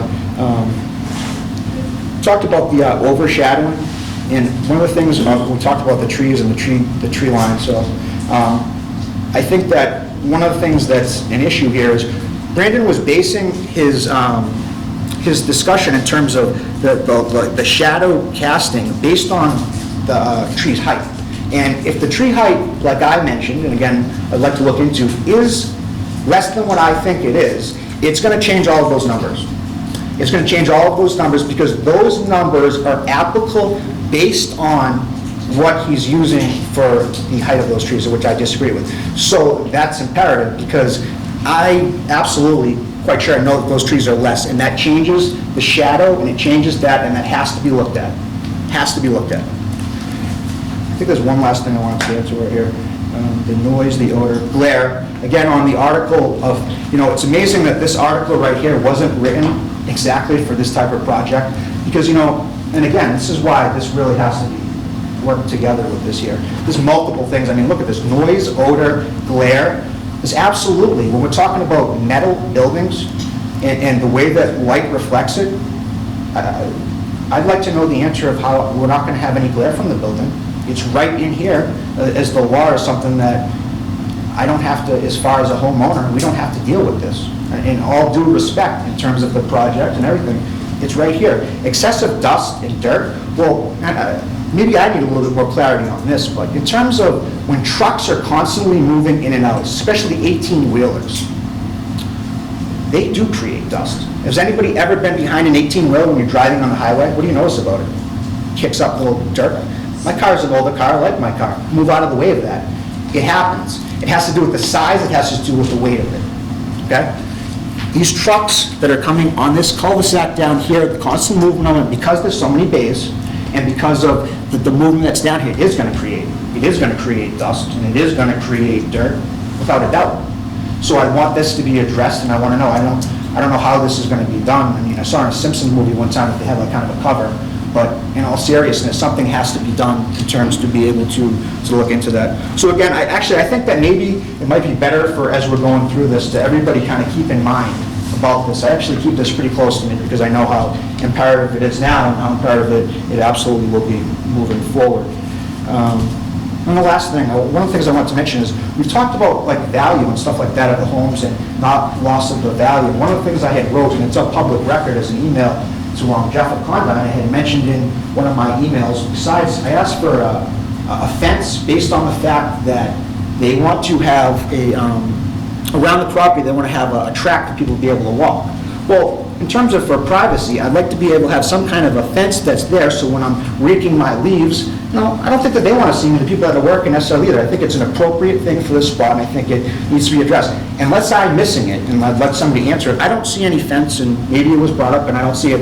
And we're getting close to, having this addressed one way or another, and it's a little disheartening to see probably the #1 house that's affected by this, and minimal things that I've asked for, my mother and I, that I haven't seen the fence that's been added that's here. And I'm not sure about I have to look into it from different perspectives, but I also asked, again, from the trees that you've seen, to be able to have some sort of trees placed in between. I know it gets a little confusing with the berms and stuff like that, so I apologize if I'm not correct on this aspect, but I didn't see any trees being placed as of right now. I think that's pretty much the reason why I talked about, Steve, in terms of the spacing. Again, it needs to be placed in between. It needs to be placed in between to be able to show that it's far too much of a space. Okay, and then the last aspect was fumes. Last thing I want to talk about is fumes and odor. And again, it goes right back to this, the article right here. Fumes and odor are absolutely aspects of this. what are we supposed to, how are we not gonna have diesel fumes, or if it's not diesel, whatever, most of the time these trucks usually are diesel, from the odor and the smell from the diesel? It's, again, we're talking about the way that the street is designed, it's going to carry. I'm absolutely gonna smell it. The neighbor across the street is absolutely gonna smell it. And as you go down, we're gonna smell it. So it's absolutely an effect that's there, and I don't know how, to be honest with you, that this can be addressed. But again, this is what the law is, and these things need to be addressed, and I'm hoping that we can see what we can do with that. So that's pretty much all that, but I want to let you guys know that I appreciate your time, and I look forward to seeing you guys soon.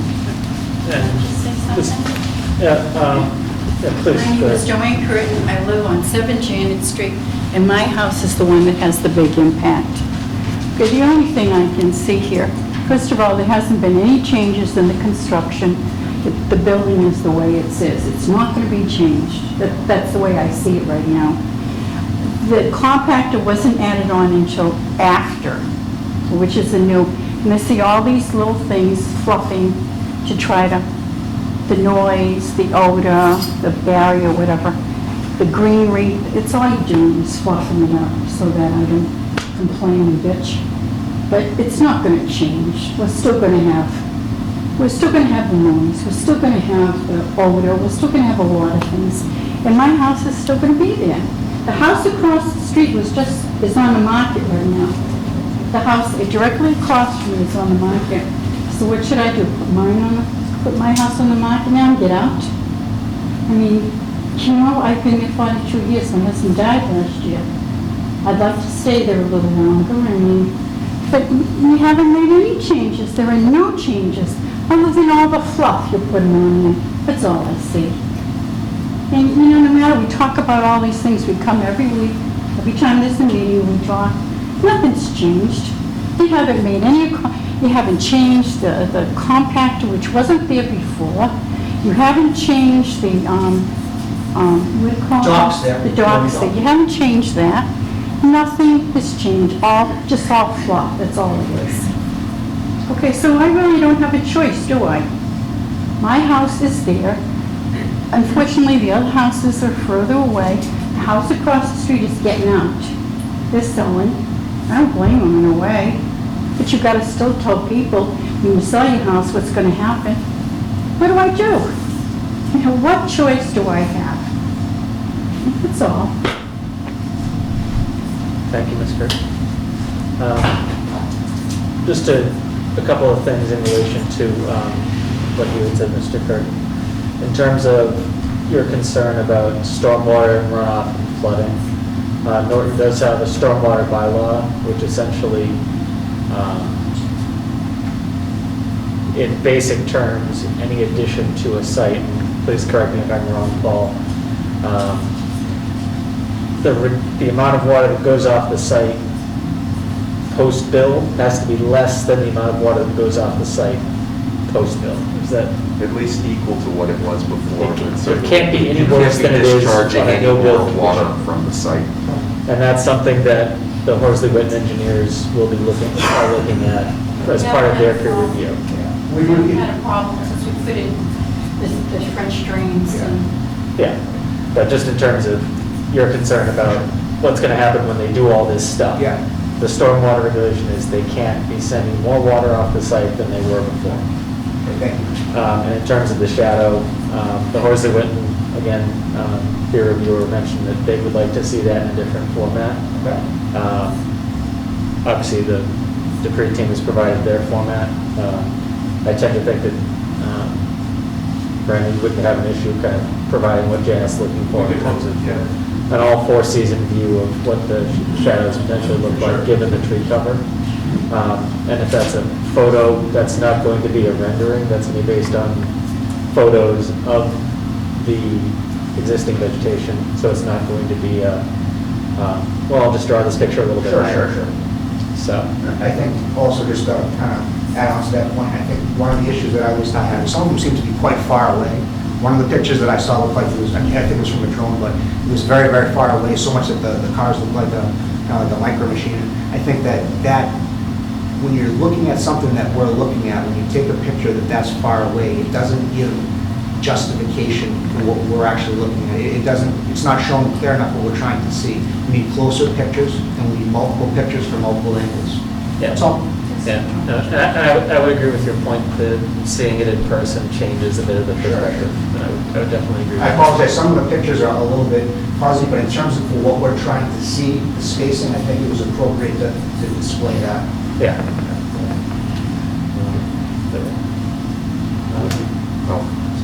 And we do have a comment in the chat here. I'll just read it aloud so everybody can see it. It's from Donna Andreessen. I apologize for butchering your name, Donna. From 5 Janet Street. She's asking members of the board to address the snow storage issue and whether it's discussed with the town. Concerned about where that snow is going, if there is going to be a significant snowfall. So obviously the question is that by making the end of Janet Street an emergency access for the building, that there might not be enough space for the standard snow removal, because it would have to go a little bit off to the side to the end. Is that something that Public Works has looked at as part of this review, Paul, yet, or not yet? They haven't provided any comments on it at this point, but I can check with the highway superintendent. It's approximately 15-foot space, I think, what you're regarding. It's the one that's to the left of the fire hydrant. Yeah, if we can just make sure that they look at the revised plan set and provide a comment, even if their comment is, this works for us, just to make sure that we have that on the record. Thank you, Donna, if you're still listening. Are there any members of the public who'd like to ask any questions from members of the board or anything else?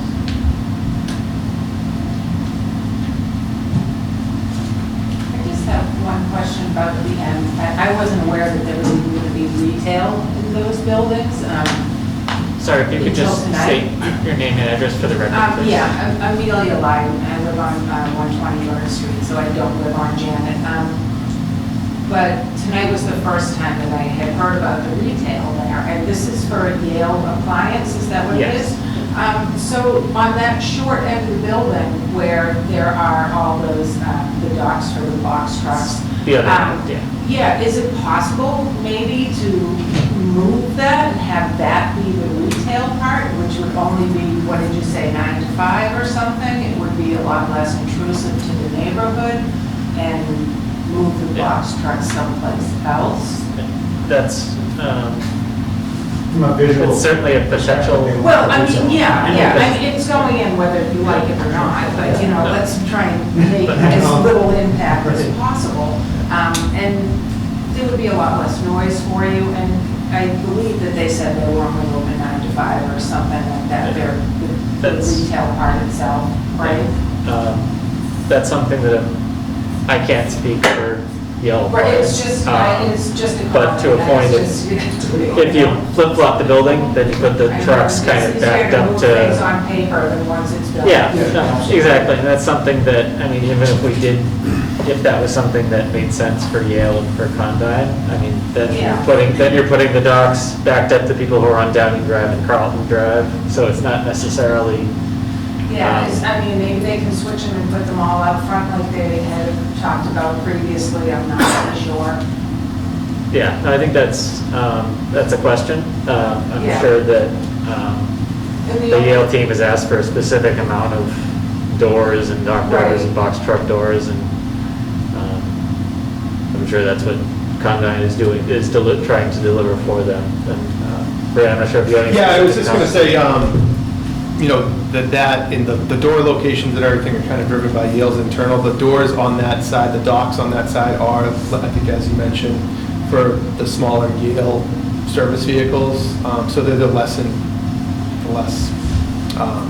smaller trucks, less frequent visits on that end. The bigger trucks and the more active areas definitely along the front. To flip those to the other side, like you said, would just put them.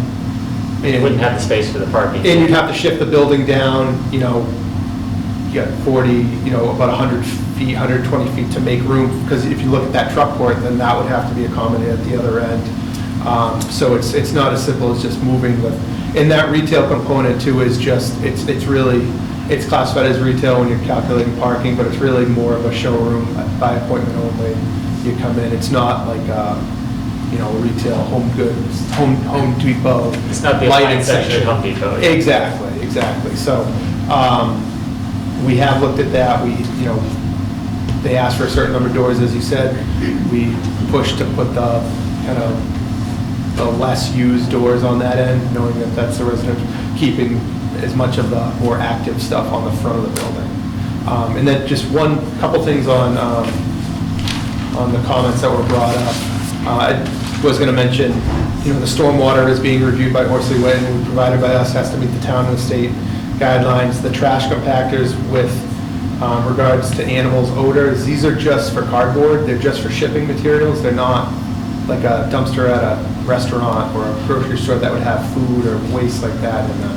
These are cardboard compactors or styrofoam compactors for the materials that the appliances come in, and then, when they bring it to your house, they carry it in, they have the box and everything, that goes back, and that goes in these compactors. So pests, odors, things like that aren't associated with these type of compactors because they're just for the, the waste regarding to that, more so than food, things like that.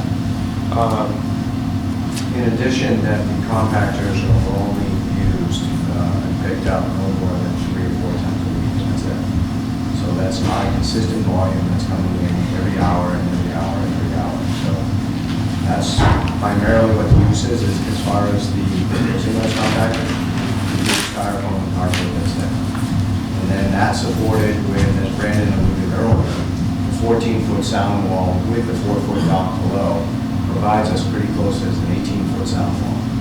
Trucks, as a max size coming in, it can't be any higher than 13.6. So the sound wall far exceeds the height of any truck that could be accessing that location on both sides of the entrance. Yeah, I certainly won't admit to being a sound engineer. It's not going to reflect all of the sound, but the idea that if there's some kind of barrier is a positive. And again, it's not at night, it's, we will meet requirements of the sound, every town has a sound ordinance, talk about noise thresholds and things like that. It's really geared towards off hours, quiet hours, which this would be operational during those hours. Yeah, Norton does not have a sound ordinance, so. As we have seen in multiple recent projects. Tim, I just have one other question. What about the actual look of what the walls look like? Is that going to look like something that's going to be, we have photos of them if you'd like to. If you look at the buildings down at the bottom of the street, which are buildings number 5, they look identical to that, which is the dark gray. Yeah. And then the lighter gray, which is down at the base of the building. So those are all concrete on the back side of the building and on the side where any of those loading docks are and the dumpsters are. But as far as any glare, there's no metal that's on that building related to glare. Glass is on the front corner of the building where the office is in the showroom. Brendan, can you update the rendering you had done, like looking down Janet? Yes, we meant to, the architect didn't have it. Yeah, no, that's okay. But we'll have it for the next hearing. Yeah, so if we could update the rendering, that would be helpful, just to kind of get like what the visual would look like going down the street. And then, I don't know if you staked out the property or surveyed the property line at all, kind of along that backside to the thought of, where are the trees, whose property are they on? We can do that. It might be worth for a visual, if you guys were up for that, Jeff, just to have a clear designation for anybody who needed to see kind of where the property line is. It might be able to give the neighbors an idea of what is on their property, what isn't. It might just kind of help delineate what we're looking at. I think when you look at the visuals, it looks like substantially that grove of trees is certainly within your property line, so it might be good for a visual look. And I do have, just, since we're talking about it, a view of, so this is the rendering you mentioned, this is what the building would look like. This is the front, so the back would look the same, just no windows. So it would be that gray. You can see, imagine this end of it, no windows, no trucks, just the lower level being that lighter gray, the upper being the darker gray. So that's the front. Like Jeff said, the only area that would have glass is that main entrance on that, so to the northwestern corner. So the only other comment, if the public's done, I'm sorry, Tim, I'm just rambling over here.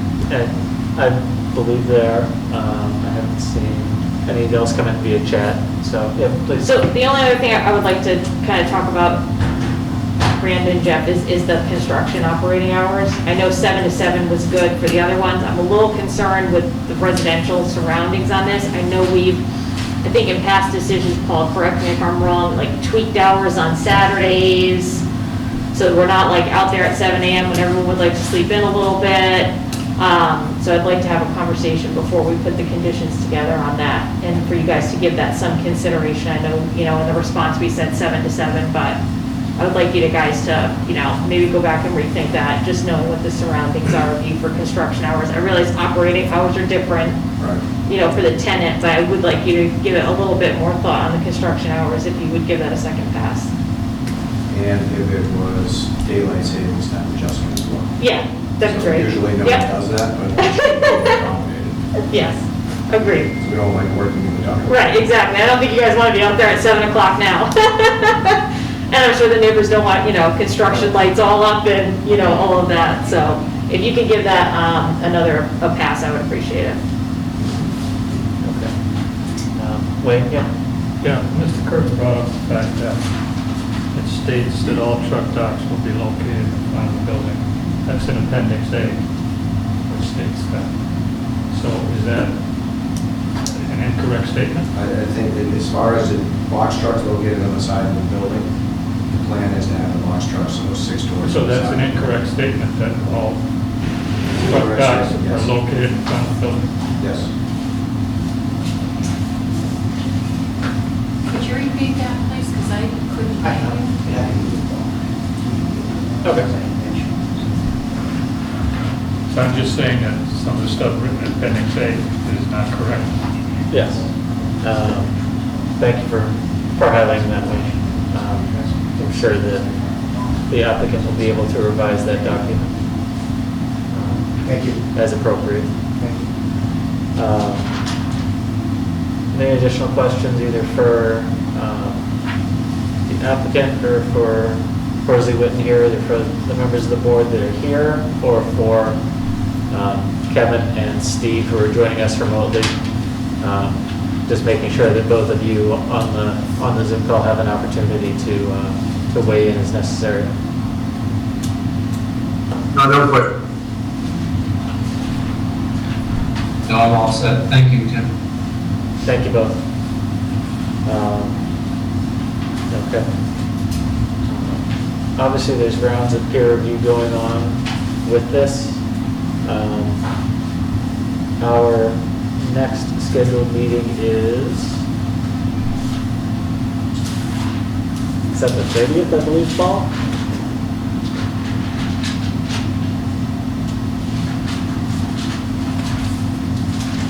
It is very interesting. Our next meeting will be November 30th At the library. at the library. Okay. That's where I was tonight. That's on our close, right? 30th of November. I'll 30th, yeah. throw this both to the applicant and to Horsley Witten as to whether we think that's an appropriate timeline to have the adjustments and revisions and back and forth that we need to. It seems like it is.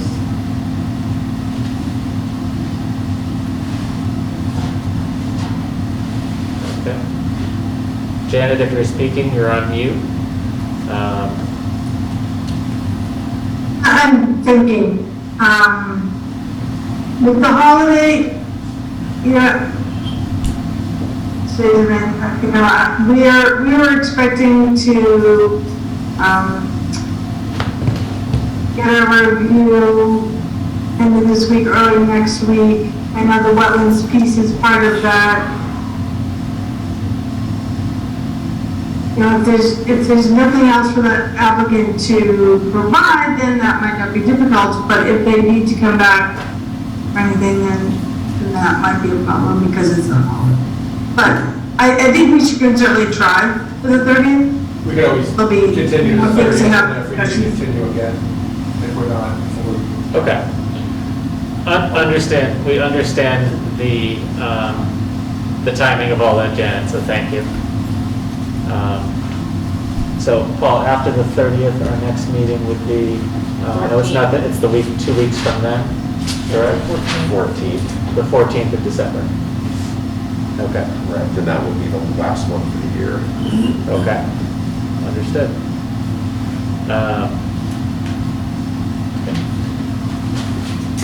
So if there's no other comments or questions at this point from members of the board, I would look for a motion here. Motion to continue SP 11449, 11450, and 11451 to November 30th. Second. Thank you, Julie, for the motion and Wayne for the second. Is there any further discussion in relation to the motion? Okay. Hearing none, I will go through the roll. Julie? Yes. Alan? Yes. Wayne? Yes. Steve? Yes. Kevin? Yes. And I will vote yes. So continued until November the 30th. Thank you very much, everybody, for your time this evening. Thank you. If you'd like to stick around to discuss the master plan, you're more than welcome. Thank you. Good to see everyone. Okay.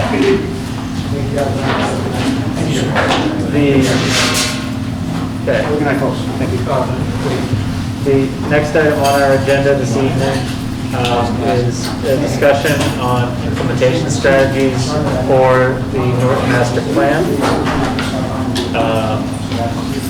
Obviously, anybody who was at the fall town meeting 2 weeks ago, the master plan was endorsed by the board, by town meeting. So the next step is obviously making sure that the plan does not sit there in isolation and that we act on it. So Paul, I'm gonna turn the floor over to you here since you have this deck already lined up here. Yeah, I don't have much to present, but again, I think it's, I kind of laugh when this, when we get I think a pretty significant event, the master plan being adopted for the first time in 23 years, and the very next comment is Article 14, let's take that out. Yeah. Right on to the next. It happens. No, that's just the nature of it. We're not the only ones that have done that. And I want to thank Tim, too, for doing a great job.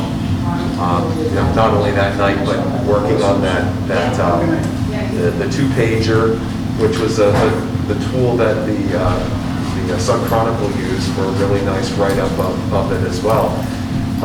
But to give them cheat sheets. Yes, very much. But as Tim mentioned, we're not content with the plan being adopted. We want to make sure we've set up a process to move it forward, and so part of the challenge is how do you get this from plan to action? Fortunately, I've had some experience when I was working with the city of Austin, and I borrowed some from it. Of course, very different situation there, so I'm trying to tailor it here and keep it as simple as possible, but giving opportunities to make sure that we have right means to moving it forward. So I just briefly want to go over the role of the planning board in the master planning process, go over those program areas in the plan, talk about the action teams that will make those program areas happen, and then a process to ensure that that the planning board ultimately holds the town accountable for the work that we're supposed to be doing. So you all have seen this before. I mean, your role, your responsibility, you produce the plan. I do want to point out this one bullet at the bottom, not right at the bottom, but you are part of that annual report, giving information regarding the condition of the town and any plans or proposals for its development. I think this gives the board the ability then to have that implementation authority Because it's not truly, I think it's a gap in both the state law and the charter, because it just says you're responsible for creating the plan. It doesn't take that next step to say, and you should be responsible for its implementation or ensuring that its implementation occurs. And then from the handbook from 2017, it did say that the plan will be reviewed every 5 years for update. Of course, this came out in 2017, which by that point, the previous plan pretty much had a driver's license based on its age. So, but we need to be responsible every 5 years to determine if, changes need to be made. But I think there's a way of ensuring that each year the board is aware of what's going on and may make changes, prior to year 5 if it's deemed necessary. So you all have seen this. I'm not going to regurgitate all of this, but there were 7 program areas. We were calling them elements before, but now we're going from elements to program because that's an implementation term, and now we need to start thinking about making this all happen. So how do you go from taking all of this to making something happen? And I think there's pretty simple, well, nothing simple, but a straightforward way of taking, especially all the things that are on the right, all those actions, and they're grouped by program areas to create these program areas. So one of the things, though, that it's important, I've mentioned this throughout the development of the plan, is our limited capacity to do things. So I think in a few areas, there are some natural fittings, combining of things. And doing so, I think this gives us a great opportunity to align different departments, different programs, and actually even boards working more closely together. So I think there's a couple of natural areas to combine.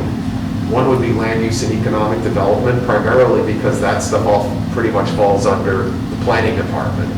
Well, planning and economic development department to be exact. And so obviously a lot of the recommendations that came out of land use really have an economic development impact. And I think the other natural one is open space and rec and natural and cultural resources. A lot of the actions actually had a partnership going already, particularly trying to build more active recreation in our natural areas. Additionally, the fact that we have a part-time, well, we don't even have one now, but part-time Parks and Rec director, having them work with the conservation director, I think is a good way of combining those resources. And then the other areas, housing, transportation, circulation, and services and facilities would have their own teams. And then there will be overlap between the different ones. Again, this plan isn't done in a vacuum, and the implementation will also have cross-pollination. So this is just a simple implementation framework that at the top of the hierarchy is the planning board, that ultimately you have that responsibility of ensuring that this goes forward. And you can see at the bottom of the program area teams, and then something in the middle called a steering committee, which you all are familiar with that.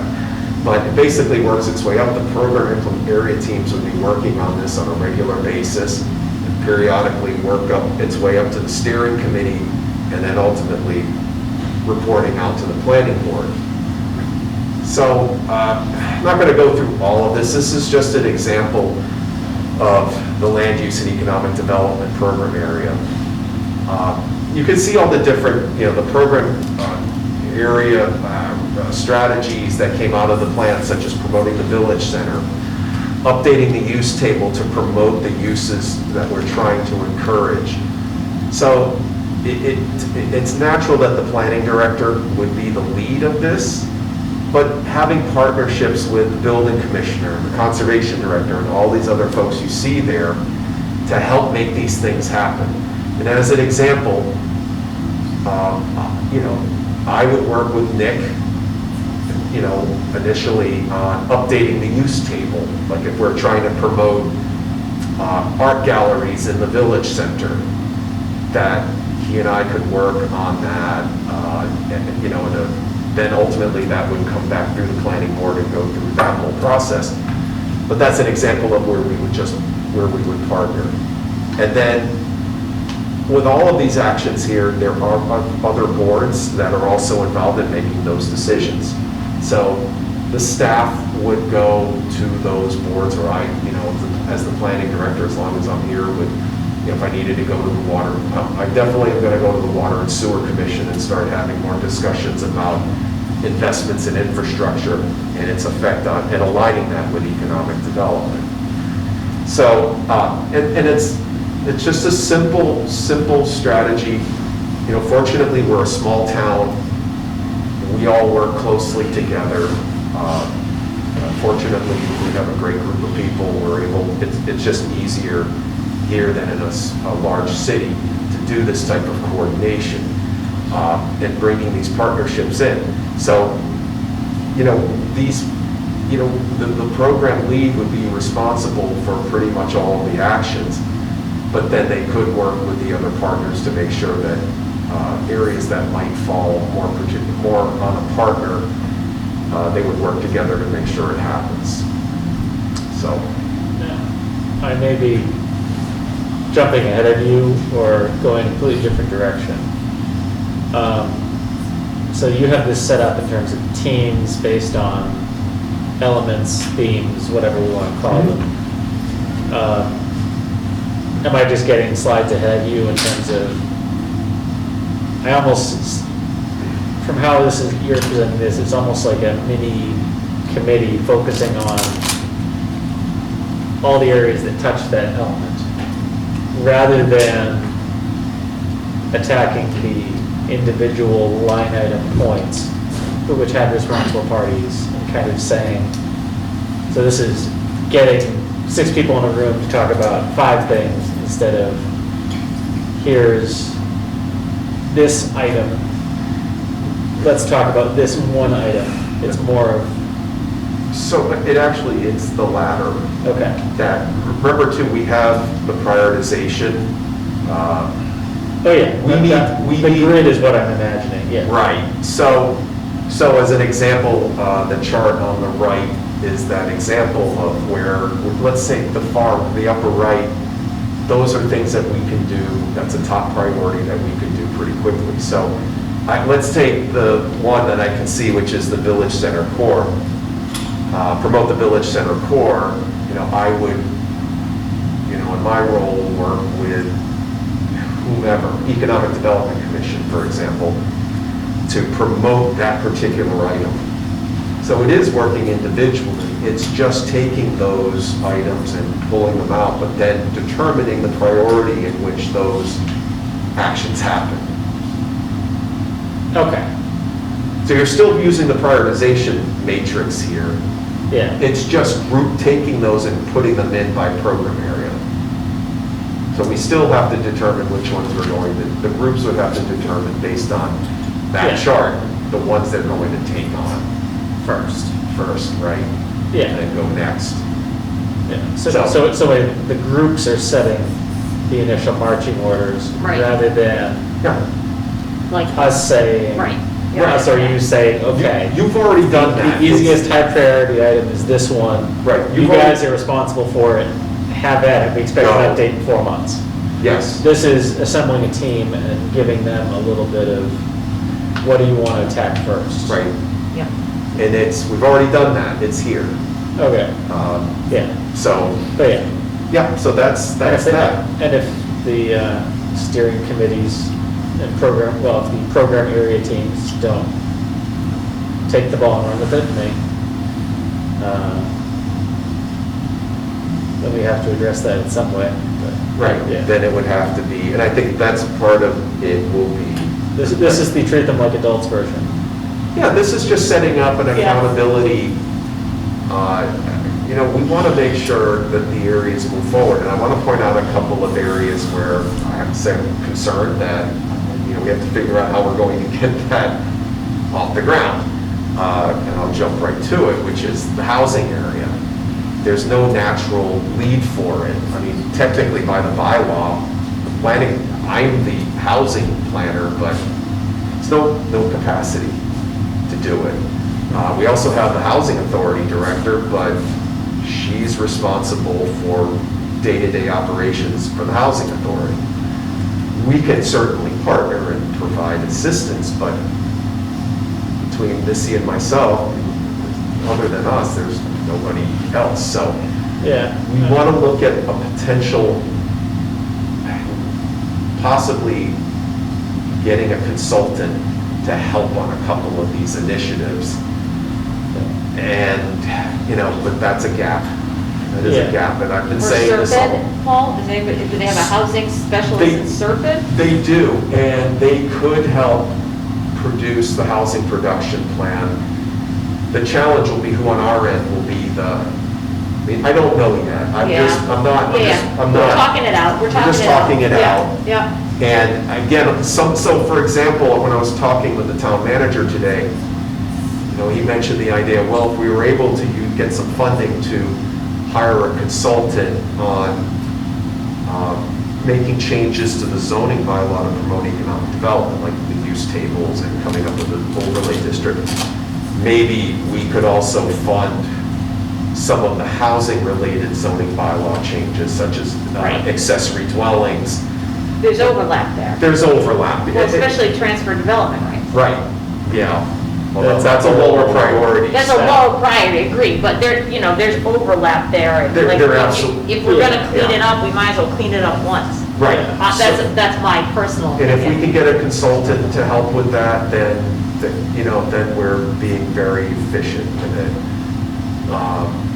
But again, I think in some areas of town, that we really need to be looking at ways that we can expand our capabilities and our capacity. I actually don't have a great background in housing planning as a Well, law. I was just gonna say that, housing is so specialized, Paul. Right. You No, know, and like- we have departments that do Exactly. that, I so mean, I could learn it, but It's like a, I'm not, I'm tasked with planning board and economic development, and Yeah. those should be separate functions as Right. well, Yeah. honestly. But I'll keep beating that drum until, Yeah, and if there are areas where we don't feel like we have people that necessarily fit as a lead that are department heads or something like that, then maybe we go outside of town departments and other people in the community that are invested or, yeah, I mean, we should be thinking, in a flexible fashion, but we also need to make sure that people can be. You can't go too far, yeah. Yeah. You can't go too far, but Right. there are some people who, Yeah. know where the metaphorical bodies are buried and which stakeholders to talk to. And, yeah. Right, no, absolutely, absolutely, and that's why we oftentimes, I put in here volunteers, because, Yeah, that's. I don't know if he's still on, Chris is on the call, Chris Keys has been a huge help to me, and he's helping on, the rail trail, so. Well, he's officially on that committee though, so that's. Right. That's a different thing. But he's unofficially helping. Oh, yeah. He has a lot to offer, so I Yeah. take advantage of his skills. Yeah. So quickly on the steering committee, again, their role is to help also to make sure it goes forward. And I think the key thing here is you have a lead member plus the town manager. So this is where the town manager would know, where the hiccups are. And in fact, what makes this a simple thing too is we have monthly meetings with the town managers, directors too. So this steering committee could ultimately be part of that whole process that's been ongoing for years. They could meet, they would have to determine how often they would want to meet, because obviously you want to keep the program teams really focused and not over-meet at the steering committee. But they need to be geared up then to present to the planning board on some periodic level for you. I just wrote down annual, but you could make it more. Yeah. We would want to time it up Yeah, we with, gotta time it up with town meeting. with town meeting and the annual report. Yeah. Which is April? What calendar does it use? Oh, Well, we were on the July to June Okay. calendar. But we would want to time it up so that whatever presentation that gets made to the planning board ultimately could make its way into the annual report. We did this, we achieved this, we did this. Yeah. And town meeting too, because certainly for a lot of the things we'll be working on, will be requirements to go back to town meeting. right, exactly. Through all the changes to the bylaw, Yep. and there will be investment strategies that come, actions that come out, which will be budget items. So Yeah. we'll need to start timing that out, but it's important that we just set up that process to get it going and just take advantage of the existing groups that we already have here. Yeah, I mean, assuming that the next report would be prepared for Springtown meeting, which is April, I think. Well, yeah. As a shoot from the hip assumption. Yeah, we've Then I think the first report would be, the committee has assembled. Yeah. They've identified 2 or 3 things that they feel are highest priority, end of sentence. And working on such and such, like the rail trail and. Even that is probably too far for what you can produce in the amount of time it's going to take place. Right. Because you're not gonna have these committees together before the first of the year. And Right. then it'll take a month to find a time for everybody to meet, and then Yeah. you have one meeting, and then you have to put it in the paper. Right. So Right, so this year's report will probably be. they've been formed. But it's the Yeah. beginning of the plan, and that's nothing unusual. When I was in Yeah. Austin, it was the same thing. Year one was, it was a lot of startup, and when you're a big city, starting up is a hard thing to do. More inertia, yeah, More inertia. yeah, okay, So that's all I had.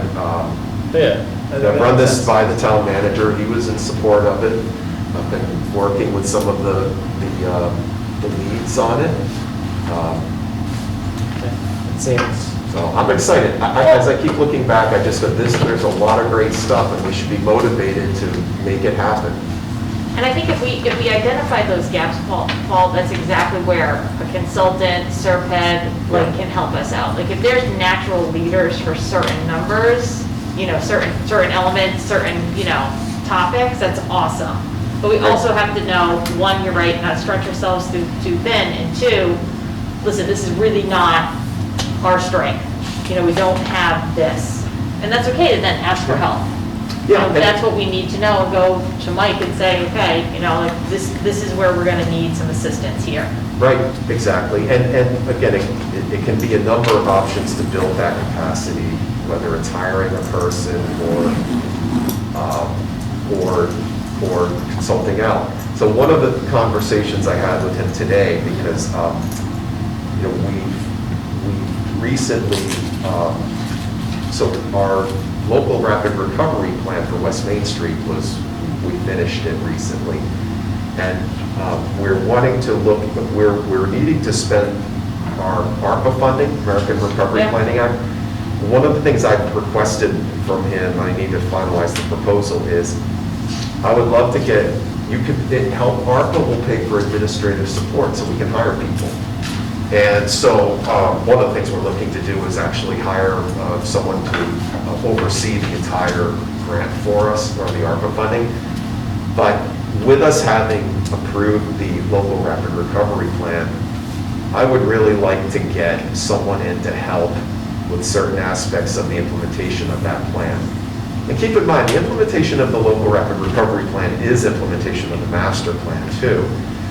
But like, for example, the time needed to help organize the businesses to start up with the end goal of some sort of business association, the plan recommended getting someone on staff, maybe through ARPA funding to help put more capacity into that initial stage of building capacity for the businesses in that district.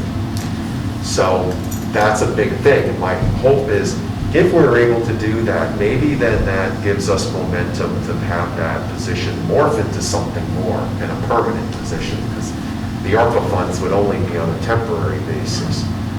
We have to see.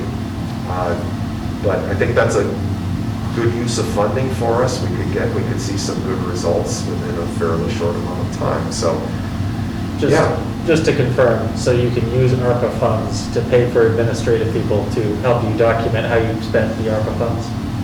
To manage it. No, to help us manage the fund. Are you talking a town employee or a subcontractor? I think, no, you would sub them out. Yeah, it's not going to be a town. No. No. Because then I thought you were saying stuff town that would go employee. all on top of that. Yeah, Alan, you that's what I'm would, saying. No, drive up the no. cost astronomical. No, I'm sorry if that came across that way. No, we would be hiring somebody. Okay. Well, it's like Alan's always made a great point, I feel like, about like a grant writer, right? Like, so, like, you know, Paul and my line of work, right, with the infrastructure bill passing, like, oh man, you want a grant writer, like bad, because like the amount of grant opportunities that are gonna come out is gonna be like astronomical, you know, so like, you know, just, you know, I think Alan always makes a fantastic point with that, in that, you know, a lot of these things are gonna use that type of service, like that type of skill set, you know, so, you know, in thinking about how we use funds and who we bring on board, you know, I think that's like such an important part of it. I, you know, wholeheartedly, you know, support Alan every time he says that, because I think that's just like a key. Right. And I believe you can use ARPA for grant writing. Yeah. And that's a shared service, like you said too, Alan, you know, that's across like all these groups, right? And then, you know, as we've been kind of just obviously just brainstorming and chatting about it, yeah, think about how school committee, you know, the select board and the finance committee had decided, you know, we need to have joint meetings, right? Because we all are arguing over the same amount of funding, and we feel like, you know, we all know we need it, but we need to have these joint meetings, have these open conversations amongst all of us. And I think a lot of these elements are gonna lead to meetings like that. Yeah. That, I think that's a great example that's been set up that I think has functioned well, that I think is definitely something that can be applied to these program areas too, you know, when the time is right to make those things. I know we're not gonna have these huge, you know, 20 of us in a room because we need conservation, us and whoever else, you know, we got, that's like too many, but. Well, the benefit of a small town is you can get a few people who can make an influence and then, you know, make a difference. And even I think on those meetings, it's like 2 come from every group, right? It's not the whole board, but they have 2 people who are like nominated to that. So then, I don't know, Paul, in your mind, if you're thinking. Deliberate non-quorum. Right, yeah, exactly, Stanley. I don't know if in your mind, then you're thinking, you know, hey, the planning board's on X, Y, and Z, you know, we're gonna have to divide up here and conquer. It could, but I also want to be mindful of everyone's time. Yep. What I've laid out was really simply just them fulfilling their current obligations, but it might be like, say, from Conservation Commission, if there are, you know, when we make advancements toward, you know, increasing public access to our preservation areas, there will be actions they have to take. That's all, that they would have to already. So, you know, hopefully it gets people thinking more than just inside of the realm that they're used to, that they can start thinking about, well, the master plan calls for us to be doing this with something we haven't really done before. Yeah, so then does it become an agenda item? Well, does it mean like, like master plan element 1.1.7 or whatever, and this and that, and they like touch on it, you know, because I think a lot of what's naturally occurring obviously falls within the master plan, and it's then how do we push that forward and take it to the next level. Right, well, I think a good example of that is, again, aligning infrastructure investments with land use. Yep. So, you know, not to rehash the conversation at town meeting a few weeks ago, but you know, if we're able to focus putting sewer on our 2 main corridors, one of the issues that came about on that one with Plain Street. You just have all single-family homes, very low density, not many hookups, sharing the cost.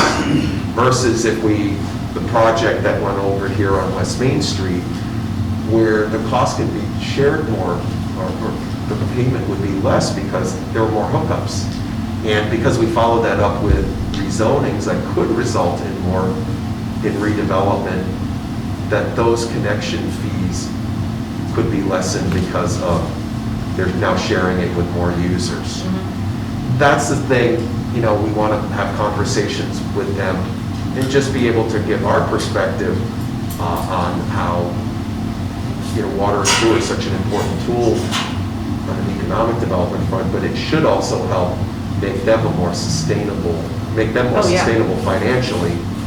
So, I think this gives us great opportunities for better partnering. Yeah. Yep. Okay. I think the next step is to try and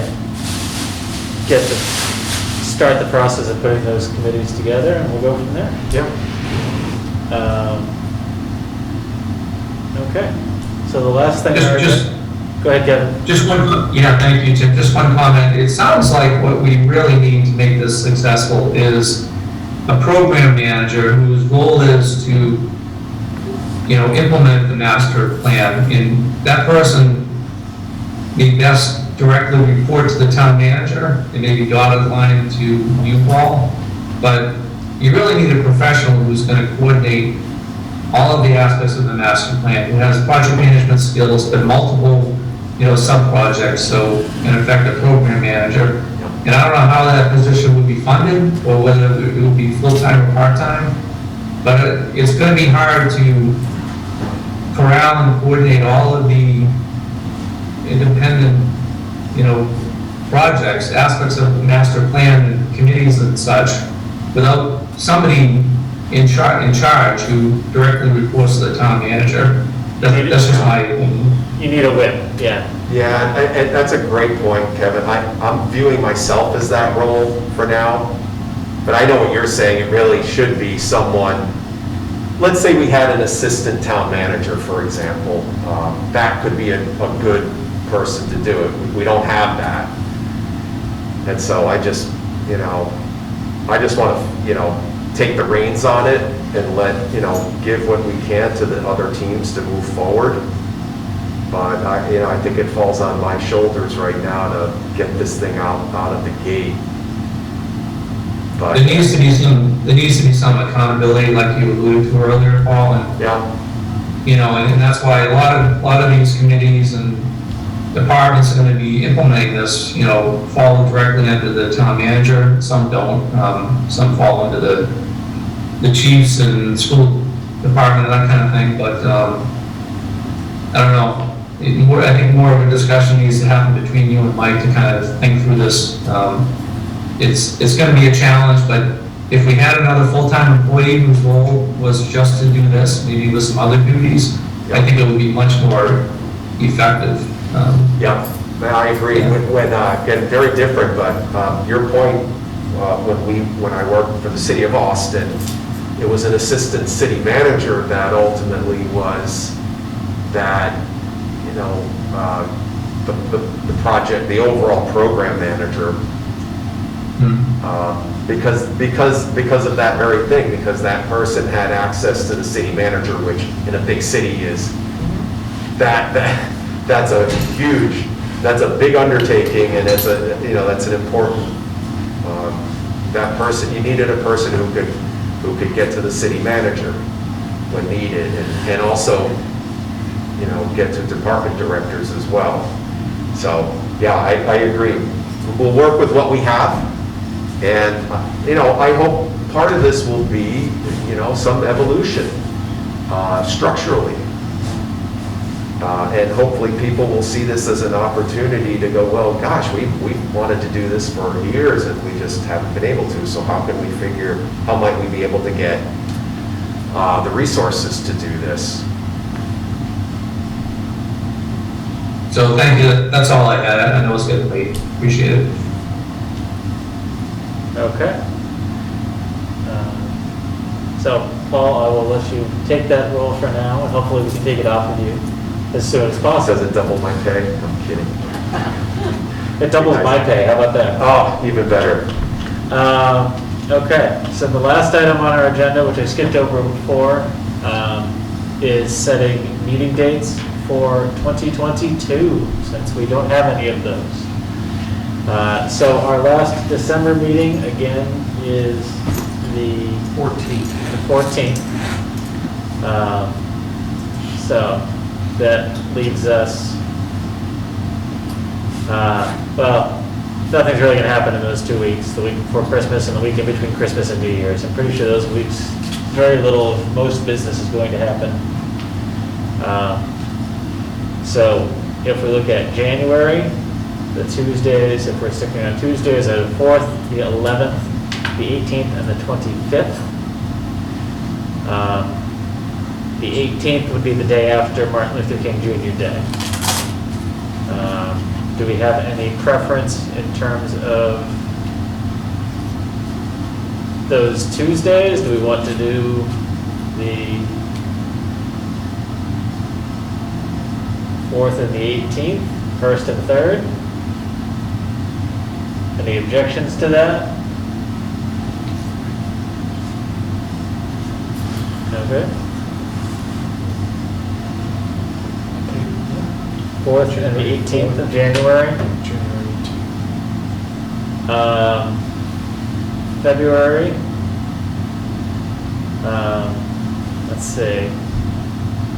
The 1st and the 15th, and that avoids February vacation week. So February 1st and February 15th. Does that work for everybody? President's Day is the following week after the 15th, so.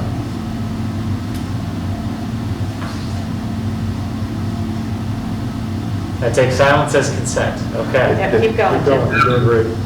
And March, So we could do what, the there's 1st? 5 of them. Yeah. 2 weeks would be the 1st, or we could do the 8th and the 22nd. We do not have a holiday in March, so that's not a problem. We want to do the 8th and the 22nd and kind of center ourselves in the month. Does that make sense?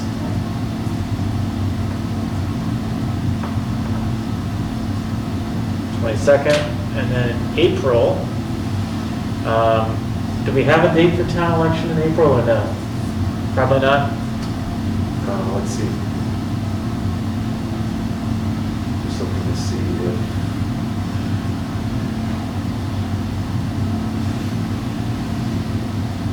Is in April. Yeah, I don't know that we've said it yet. Okay. Would it generally be the first Tuesday or the second, do you think? Any thoughts? Or, let me see, election day, April.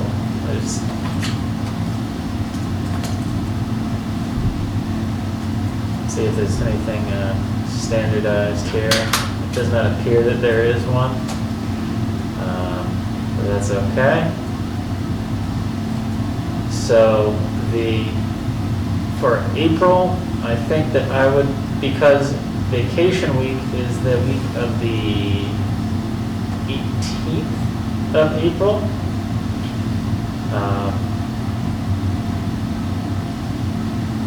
I think if we're meeting on the 22nd, I think one of our meetings would be April 26th.